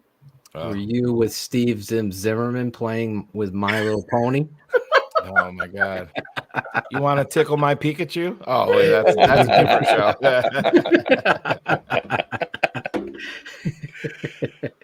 Oh, we've jumped the shark on this one though. But that's all. We had a lot of fun. That's what June. That's what June covering the NFL is for, man. You got to go off kilter a little bit. Imagine if we wrapped up a show by 11 p.m. I know everybody would be furious. Happy. Oh my God. Yeah, I'm definitely not running out there as fast as I can to go see that. What? No, I would never. I was told by Chris Zorich that the new Spider-Man, Miles, what's the name of this movie? Into the multiverse? No, the new Miles? That's the last one. Yeah. Oh, is it? The cartoon one. Yes. Just came out. Across the Spider-Verse. Spider-Verse. There it is. He says he said it's the greatest movie. It's the great. He's like, yes. He's like, I've seen it twice already. Yeah, I haven't seen it. I have to go see this movie now, Chris Zorich. Have you seen Super Mario Brothers? I have not. Yeah, Good. we watched. It's good. Yeah, it's I good. heard There's like a lot of Easter eggs. Yeah, there's a lot of little Easter throwbacks. Yeah, like it's the one. They're just like walk into the castle at one point, and there's this one little mushroom guy at the store, and he's like, well, it's not working. He's like, that's because you have to blow into the cartridge. And I'm like, oh man, yeah, hello. Who wasn't blowing into the Nintendo cartridge back in the day? That's how you fixed everything. Yeah, I'll check that. I thought Dungeons and Dragons was really fun. I have not seen that. That was fun. I liked it, yeah. Wait, I had to watch a chick flick the other day with Hila. What you guys you would probably watch? pick on me. It was Which one was that? The Book Club second chapter or something like I that. haven't seen the first one, so Yeah. I'm gonna definitely. I did see the first book club. Miles Morales one. Someone in the chat's like, you got to see the first. I did see the first one. The sequel is what Zorich. Did your boys play Super Mario Brothers? No, Phil? no. Oh, really? Not even back in the day? Because Riley used to play it on I had them play. It wasn't the They Switch. played it the was kart. the Mario. Yeah, Mario. Kart. But They it's like got all Mario. that, and then They there's like saw the movie with Mario Kitty and all that. Yeah, it's all it's a funny movie. Seth Rogen's pretty funny as Donkey Kong.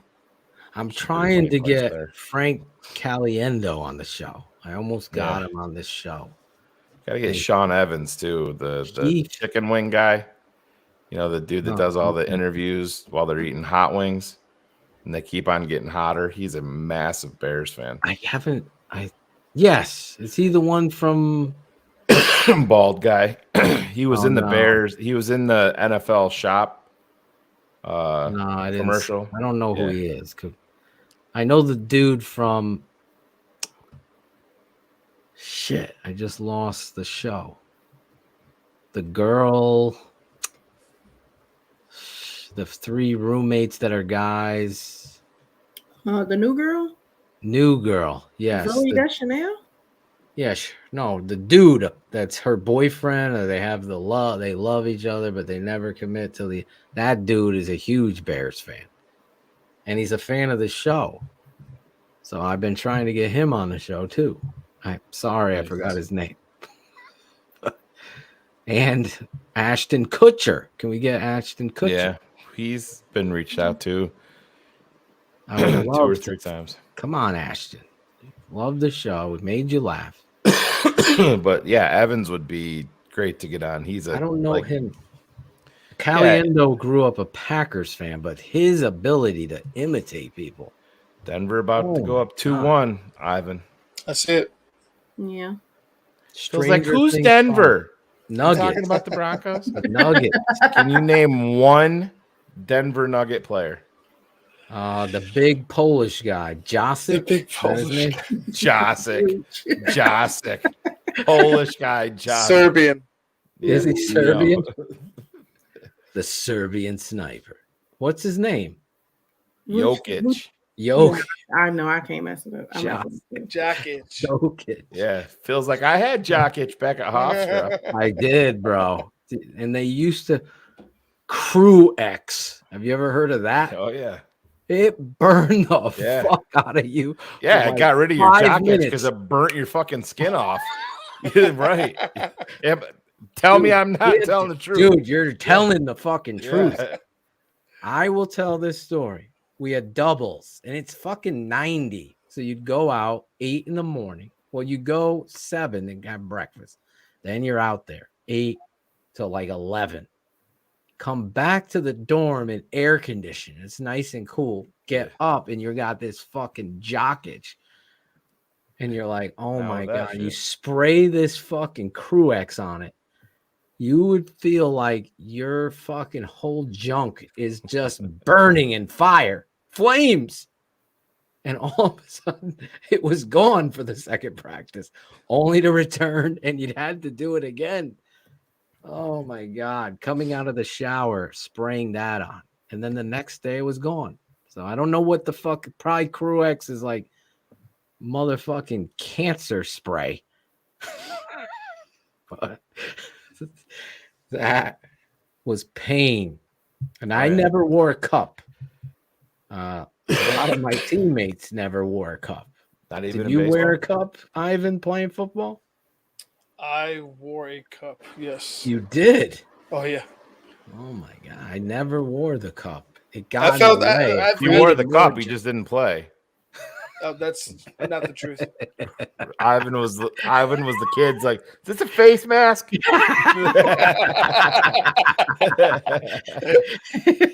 If you strap it on tight, why's it got holes in it? Free to breathe. Ratcher's like, I'm too busy to wear a cup. I don't have the time. It's a bingo cup. It's a bingo cup. What about this guy? This guy, look at Lenny Aponte. Lenny Aponte hanging out with QB1. Yeah. You gotta love that. And I like how the Bears or whoever puts the like second grade background drop of the picture. This was not Bears related at all. This was that's why I said whoever. Yeah. I had that same background in 2nd grade. Yeah. Put the curtain in the background. I had a plaid shirt on. Now the kids get to pick their own backgrounds. I know. It's crazy. I love that. It's like though, picture Len. day, and they send you home with a thing, and there's like 263 backgrounds to choose from. I'm like, so my Go friend ahead. was telling me about that because her son got pictures. They charge more for the digital copy than they do for the physical packages now. all we do, we just order the 8x10, and then you can just like scan it and print the shit off. That's all we do. That's what I tell Steph to do. Yeah. That's the smartest. Yeah, I thought when you do that, all it for the comes trick. out with that what is it, the proof or whatever in Never light. does. We just get the 8x10, and then we. Shane's a smart dude. Oh yeah, because Then you he can scans it on his spend- iPhone. You can And spend then he makes crazy. like 20 of them. You for can fucking spend 12 crazy cents. money. Because Eel's like, well, we'll order some wallets for the family. I'm like, who the fuck's got pictures in their wallets anymore? It's all on your George phone. Costanza. My father's got one. He's like, this is my son. Look at 1984. Look at him. Thanks. Who's got Thanks, Dad. wallets? He just Like he didn't want to forget what his kids looked like because he was never home in 1984. Who's doing the wallets? Yeah, the wallets. But you can spend crazy money on kids' pictures, man. Just from school. Everyone's just going like, look at little Timmy. Bro, Shane's over there with Ela. Did you see our wallet size? I have like the cloud. I have my son, his entire existence on my phone, and he's 12. Yes. I'm just going through. I have over the key. Yeah, I have over 10,000 pictures on my phone. So like many my first gigs deal do probably you killed have me in for the cloud? sharing this picture. My very first picture on my phone, I had a BlackBerry. Oh, that's not my first picture. Lenny Potter. So I had a BlackBerry back in the day, and then I switched to iPhone when I had the BlackBerry too. Ela found out she was pregnant. This is at our apartment in New London, Connecticut, when Phil would never meet me. It's just so slick and skinny in a hole. Yeah. The first picture on my Oh gosh, Shane, Ela's pregnant belly. She's pregnant. It's She's gonna fine. kick your ass, dude. Oh my She's god! sleeping. Never gonna My see condolences to your family. That's pregnant Ela with Riley. She's gonna wake up like the Undertaker in the middle of the night. I got life insurance. It's all good. You show my picture. But yeah. So yeah, my iPhone's like the fucking terabit version. I have everything. Yeah, I have like I still have the cloud, but I always want like if you're flying someplace. Yeah, if you're flying someplace, I'll just like sit there and go back. I'll go back to like my first picture and look at the day that my son was born. And it's always on my phone. Same with my daughter. And they're fucking 10 years apart. You know, it's I'm crazy. fucking watching Netflix. You're looking at pictures of the past. Oh, I do that too. Jesus, man. I'm looking at some of these pictures on here. Claudio forgot he met you, for God's sake. Yeah, I wonder if there's anything else I can get in trouble with. Do you have any pictures of Claudio on your phone? I do. Look at this is the day that Ela and Riley met. Right here. That's on my phone. Look at that. Riley was dark. Yeah. Blame the mailman. I honestly thought you were going to show us a picture of Shane. I thought you were going to show us a picture of Claudio. Yeah, I had dinner with Claudio. I can bring up a picture of Claude. Let me go. Can't you go to years on here? Claudio the bomb. Yeah, on iPhone you can. Yeah, they can do. Yeah, that. Give me a second, Shree. Quit yelling at me. Jesus Christ. She wants These a are Barbie. people. Cherie's gift this year. What is it? What year? We were down there in what, like October, I think, right, Phil? Yeah, October. Sandlin and I were out in your driveway talking, and you're like, "What are they? Are they here?" I'm like, "What the fuck? Are they here? Are they here?" There they are. There's Claudio. and his wife on the right. We had no clue That was you were in there, Modern Shane. Pizza. Aww. Look at little Dev. Yeah. Little Dev. His blue glasses. And there's Hila and Riley and Modern Pizza. There's Steph. Not according to Claudio. You weren't even there. Yeah, never met.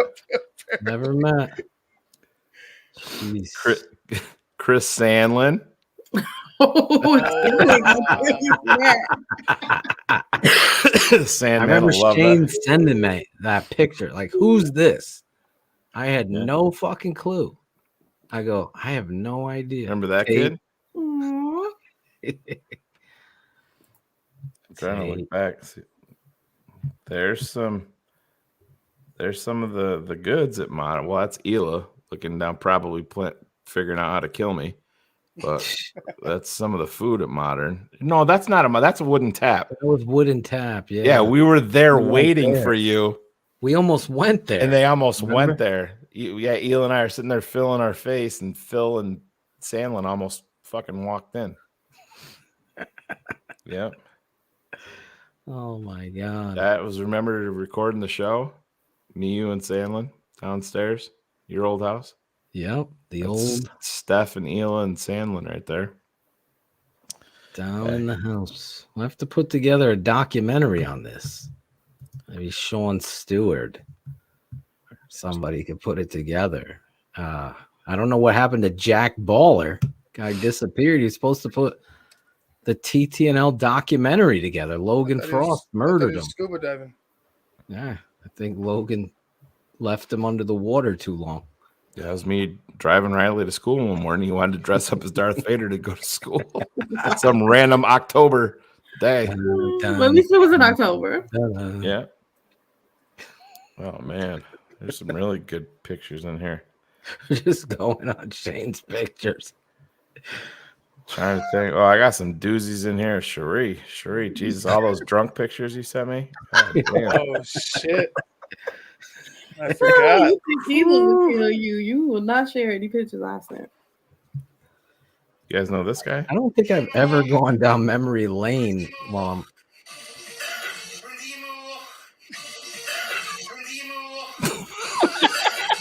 What did you say?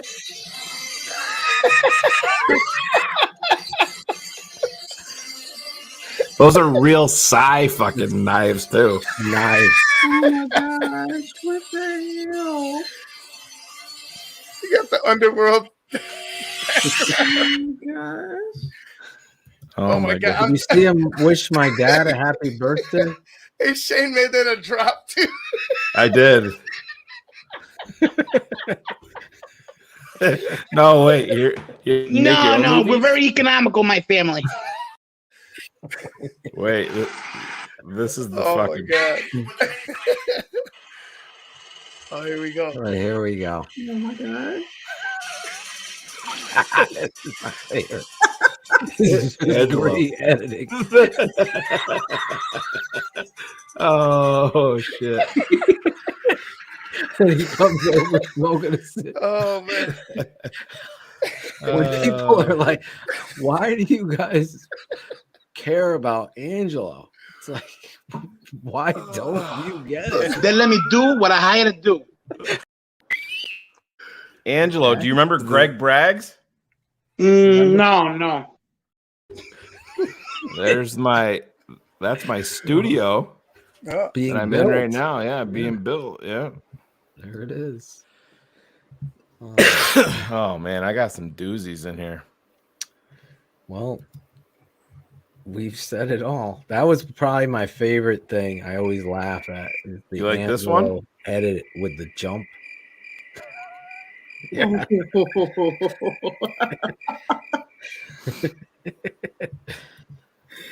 Oh my god. Evil Knievel. What's up, Dellinger? Avon Walker. He's probably working right now. Just checking in on Cherie. Seeing how she's doing. God damn. As long as Cherie's happy, I'm happy. Exactly, Thomas. That's the studio right there with nothing in it, and the wall's not even painted. That's where I'm at right now. That's the TTNL Studios. There it is. See, we're definitely taking you behind the scenes, Phil. You know those two ladies? Aww. Steph and Hila. Yeah. Look at that. Good Bringing you ladies. behind the scenes here at TTNL. We're still going to announce we're setting up shop and schedule for next season's TTNL tailgate and party. Yeah. You're going to be if you are going to want to be on that guest list, then you're going to have to get over there to the TTNL tapeneverlies.com. Become a patron. And I'm going to talk to Jim and see how many patrons are going to be invited to the TTNL party.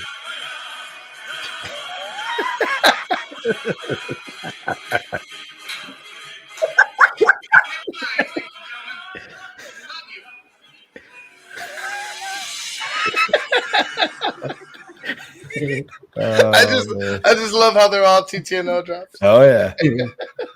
Well, he did that one for Shane. Asked him to do that. God. There's Yoko. There's Yoko. Man, the myth, the legend. No, not that guy. Not that guy. We like that guy, but not. Oh my God. I forgot about this. This has nothing to do with football. Not smart. One of my favorite videos ever. This is Riley when he was little, and I scared him to death with a lobster when he wasn't paying attention. I've seen.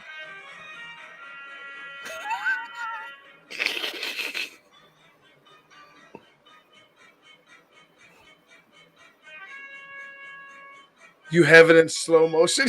Yes, he does. Watch. He doesn't notice it yet.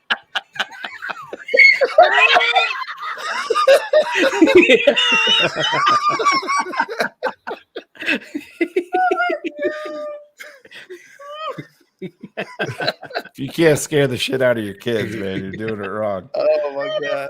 Hilarious. Shane had the slow motion gun, dart gun at his nephew or something. Honestly, seeing that, I see the resemblance between him and Emmy. What's that? I see the resemblance between him and Emmy. Yeah. Oh my God. Oh man, there's some real. We're gonna have to have just like a drops show. Yeah, just drops.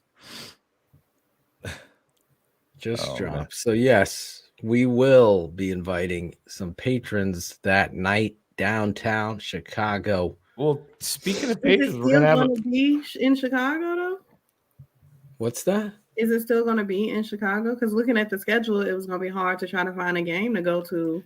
Yeah, it was really going to be. It's looking like if you're going to do it that way, Lions game, that or Carolina on a Thursday. Yeah. Either of those two. I honestly think Detroit. The Demo return. Yeah. Well, yeah. Is that the Demo return game? Yeah, he'll be benched by then. But yeah, we can do it. It was his birthday today.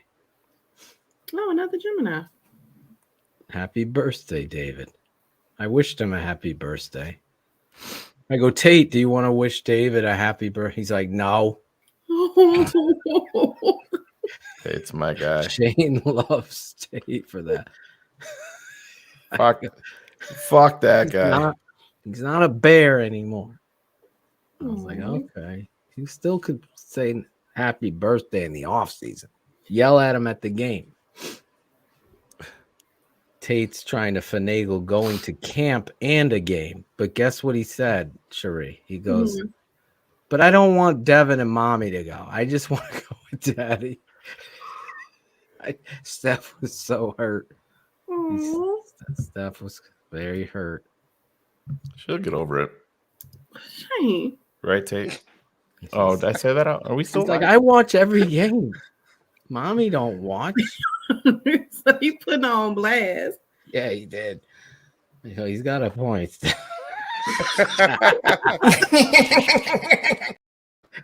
Exactly. You got a brain stuff.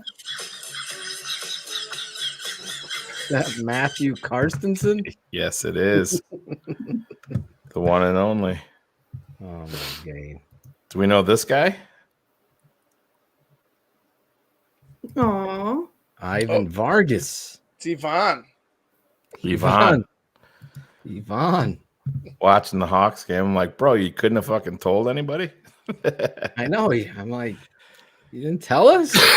He knows how we are with drops. He was and of worried. course, I texted him when he was in. He got the Texted him when he's in his seats, and I'm like, hey, what's going on, Yvonne?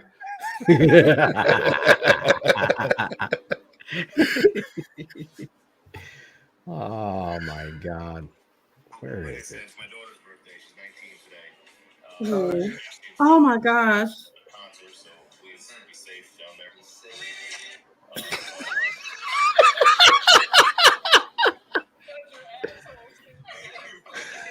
Oh man, one of the best ones ever.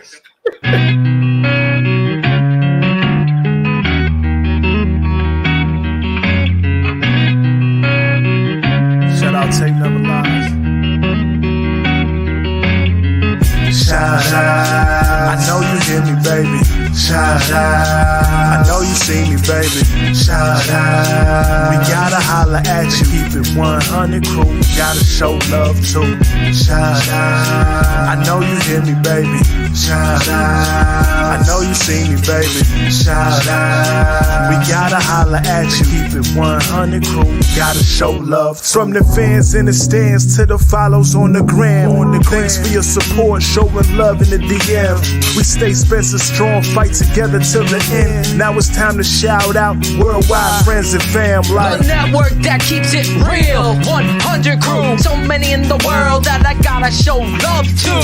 For some this part, signal show is at its end. But for me it's so important, thank the charter members and the fans. Build the network, speak the truth through the tape. Never run around the truth, no narratives we create. Set them straight, no bubble screen on 4th and 8. Claudio Jane getting nervous cause keeping them up too late. That's it, no more to say they get the shot of vital. But hurry up cause the postman's getting homicidal. shout out. I know you hear me, baby. Shout out. I know you see me, baby. Shout out. We gotta holla at you. Keep it 100 crew. Gotta show love too. Shout out. I know you hear me, baby. Shout out. I know you see me, baby. Shout out. We gotta holla at you. Keep it 100 crew. Gotta show love too. There's hope, guys. There's hope. I hope if there's we got hope. the right people. I hope that is hope. That's gonna be the quote, the name of this show, Shane. I hope there's Hope that there's hope. I hope there's hope. I hope that there's hope. Okay. There it is. How is Gary, man? I don't think know. we've seen him in the chat in a while. I've seen him online. I've seen him, but I haven't talked to him. Gary Williams inspired a song. Yeah. Inspired a channel. Inspired a movement. Anyway.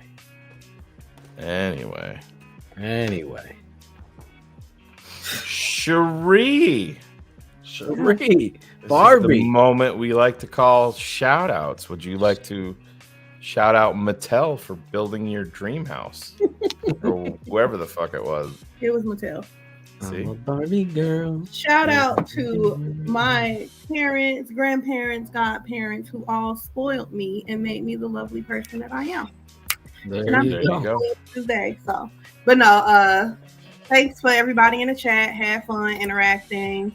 Again, thanks to you guys for coming on Wednesday night. It was a lot of fun. Good interview with Mark Schofield. So just shout out to y'all for what y'all do every week in and week out. Just keeping us sane, getting us through downtime. So it's been fun. It's always fun hanging out with you all. Love it. Love you, Cherie. Love you guys. So glad you're back. You hit the post and the mark tonight. Coming in for the injured Claudio. The barber. Cloud of smoke. Yeah. We got to bring back the smoke weed every day drop, Claudio. The original. Do you remember the original? Just saw that on my phone, so I'll have to dust that off and put it back in my one? The original. one where they all smoke weed. That one? just him with the I like smoke rolling out of his nose, and gotta bring some stuff back for the off Yeah. season. I talked to Cool Kennedy today about doing some parody ideas. Oh, okay. And I talked about our ideas. He's totally on board. Cool. By the way, doing that. He's gonna practice on tonight's show.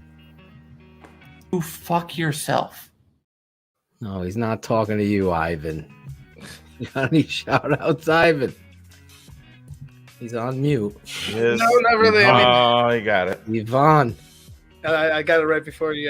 Yes. No, not really. I mean, shout out to you guys. Another great show. It's been real. It's been fun. I'm tired. I'd like to go.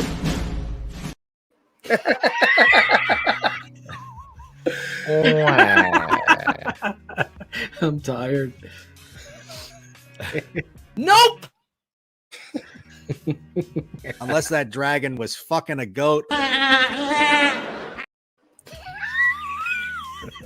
Who's that guy? I don't know. I miss Bratcher. Is he still fucking pimping it up in Missouri? Living I don't know where he is. St. Louis? I missed him. Bro. He got robbed in St. Louis. I don't know why people talk about Vegas so much. Have you ever been to St. Louis?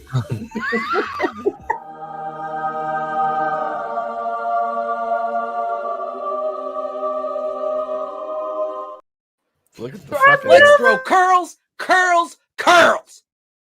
Nope. Nope. Nope.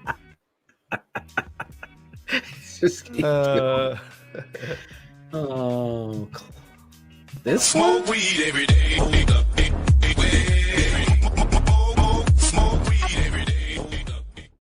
No, it's not the original. You don't remember the one. He's in his the barbers. Yeah. He's in the barber shop. We got the see it. 420 on the clock in the background. Yeah. I love all. Cherie. What did you do to that Ken doll, Cherie, in that dream house? Look, you didn't have a ball, so. That's why you liked him so was much lost. later. There ain't nothing here, Grandma. This is bullshit. What the fuck is going on? Did you buy the cheap one? It's no nuts. Oh my god. Anyway, do you have a shout out, Shane? Yeah, just shout out you guys. Want to shout out our guy Christopher Jackal. Yes. We've all, had our trials and tribulations, and unfortunately, in true TTNL fashion, it has reared its ugly head again and came up and bit the Jackal family. So we're all sending our well wishes to him and his wife. Wishing them the best of luck, and if you can send some positivity their way, I'm sure that they would appreciate it. Exchanged some texts with Chris a little bit earlier and just told him that I loved him, and we're always here as a group or individually with whatever he needs, and do whatever he needs. But we will get family first taken care of, and then Chris will get back on the air with us, in due time when he's able to. But until then, yeah, Chris Jackal will be my main shout out tonight. Absolutely. Love you, Chris. Can't wait to have you back, and thinking about you, buddy. Very well said. I will reiterate double down on my shout out to Chris Jackal and ask you patrons and fans of the network to send positive energy towards the Jackal family. God, I love the dude. If we're not breaking your balls, Bratcher, Jackal, Ivan, Cool Kennedy, whoever, Caden fucking Whitlow, probably don't really like you very much, to be honest. When we do break your balls, it's because we like you and appreciate you. That goes for everybody, even the chat. And some of you guys in the chat are very funny and kind and compassionate, but the humanity and the empathy. Not you, Creighton. Not you, but everybody else. I'm kidding. Hey, Creighton won. Creighton won. Will Fong. Creighton won.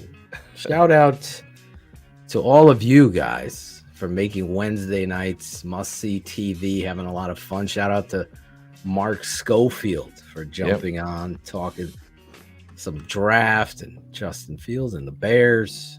As we're in June, obviously, as we get closer to training camp, when the pads come on, as Dieter says, and you see who the real, you separate the men from the boys. Fuck them rookies, Dieter said. Fuck them rookies. We'll see the real stories of that. But as we go on these next few weeks, we're going to have a lot of fun and a lot of discussion. Maybe bring some of you fans on the show next week. Maybe next week. Yeah. No guests, just a fun show. Yeah, just a fun show. That being said, I want to shout Cherie's out my co-workers are going to come on. Cherie's co-workers. My mom Behind will the be here. scenes. Behind the scenes. What goes on? Hey, there you go. Yep, I like it. Sorge isn't saying that tonight. That's a whole nother story. All of you guys, Ron G, Caden Whitlow, Cool Kennedy, Chris Jacko, Bratcher, all of the people working behind the scenes. Cars, we miss you. I saw one person in the chat miss you, Cars, as well. Just one. Just pointing that out for you. I want to shout out Sean Stewart and my guy Will Wright. I know Will sent me a nice message about this network and what it means to him. Keep you and Shane keep grinding the truth and standing up, never change. Hans from Germany, Flock the Conqueror, Torino Connor, Reynald Flores, my boy, Clint Wilson, Jared Perry, HL Priest, John P. Williams, Jack Turner, Ben Hooper. It's David Cooper on Instagram. David Greenberg. Did he get his credit card fixed, Shane? Yeah, no, he's good. Yeah, he makes sure and tells everybody that he's technologically illiterate. I don't think he says it exactly that way. I was probably a little harsh saying it that way. He says it exactly that way. Yeah. David. You can always tell the people because we're friends on Facebook and he like shares my pictures. Yeah. Like he shared a picture of my niece, and I'm like, that's not odd at all, David, but you know, it's whatever. It's cool. Like, who shared a picture of my niece? David Greenberg. Never met him a day of my life, but cool. Now all of his friends can see my niece. Well, Daniel Perez, I'll shout you out as well. Best show on YouTube. Yeah, I appreciate that. I did take the jump, Cherie, to YouTube TV via Shane's thing. Yeah. So I'm in the house, Ivan. I'll have my direct access to the NFL Sunday ticket. Don't let Ivan fool you. He reached out to me too. He's like, did he? Fuck it. Oh yeah. Who am I fooling? Ivan's in. Oh, yeah. Ivan's in. I got a problem. All right. So we'll be all caught up. Maybe I can share my. I don't know. Do you save $15 every time? You gotta. They'll do it 1 month, and then if you have another one, they put it to the next month, and then the next month. You're getting months. Yeah, but you gotta wait like 2 or 3 weeks, I think, before they let you. God. Yeah, so I got a good head start on your ass, but it's cool. It's all right. It's all good, bro. I'm trying to get my dad to take the jump. You can stay home and play ColecoVision. I'm taking discounts on YouTube TV. Coleco. Oh, Jamie Silverberg. Shout you out. Jeremy Anastasi, how's he doing? Hopefully very good. I hope so too. Him and his son over in Korea. Hopefully you guys are doing good. Another great show. You patrons will be getting more tape coming soon as we move into the dead of the football offseason that is after. And it won't be dead here, will it, Phil? No, it will not. We are going to have a lot of fun breaking down the Bears on this channel. Right, Ben? I appreciate you. Bullets. Maybe we do go to Cali, Shane. Maybe we go to San Diego. I need to get away. Cherie wants us to come to Washington to party with her. We'll Charles make Leno? sure Dan McMahon's DirecTV set up. Over down in Well, there. Shane, I don't like to cause trouble and save money. Jeepers creepers. The Beatles back together, baby. You're better together than apart. I'm just a fan. I'm not a football evaluator. Yes, please stay a fan. If you really were a fan, you'd know Hard Knocks would be a great thing for the avid Bears fan. That is my message to George McCaskey. Hopefully, the news of Hard Knocks usually comes out a week ago, 2 weeks ago. They still have not named the Hard Knocks. Everyone's fighting. I think they're it's going to gonna go be with Aaron Rodgers I and think the so. Jets. I do. Yeah. Yeah. It's New York. It's Aaron Rodgers. This will be the third time we've seen the Jets. There's a lot of soft ass pussies on TV, so why not make a show with Aaron Rodgers on it, you know? I love all. Cherie. He's a very nice dick that any woman would love. Exactly. Listen, we'll be back next week. No guest. You might be the guest if you want to be on the show. Maybe. Just don't bombard my DMs. Hey man, can you get me on the show? I'm a huge fan. But what you need to do. But your audio levels back in June of 19, it drove me fucking crazy. Oh man, we'll see what Hard Knocks. Leave your favorite gift in the comments that you got. I'll be interested in catching up on that. And enjoy this. Be a friend, tell a friend, as the great Chris Jackal would say. Let everybody know where the network is. If you're not a subscriber, I'm not smart. Please do so now. We're going to go back to the old outro. Even though it's 3 minutes long, it's worth it. Take a look back at what was 2022. I'm going to tell you, shit in your hat and get the hell off. It's 2022 TTNL. All the characters and some of the great moments of last year. We'll leave you with that. Love you guys. Great job tonight, all of you. Thank you, everybody in the chat. God bless you. We'll see you next time.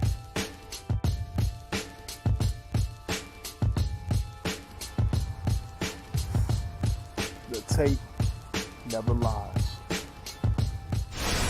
Hey, fuckers. This is Brian Urlacher, and I'm keeping it 100 on the Tape Never Lies Network.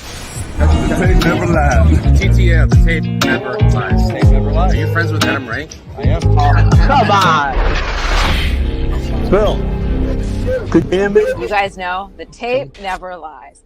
Give me some name. Come on, Shane. Tape Never Lies Network, man. Tape Never Lies Network. Maybe tune in. I'm a born American boy. Born in this land.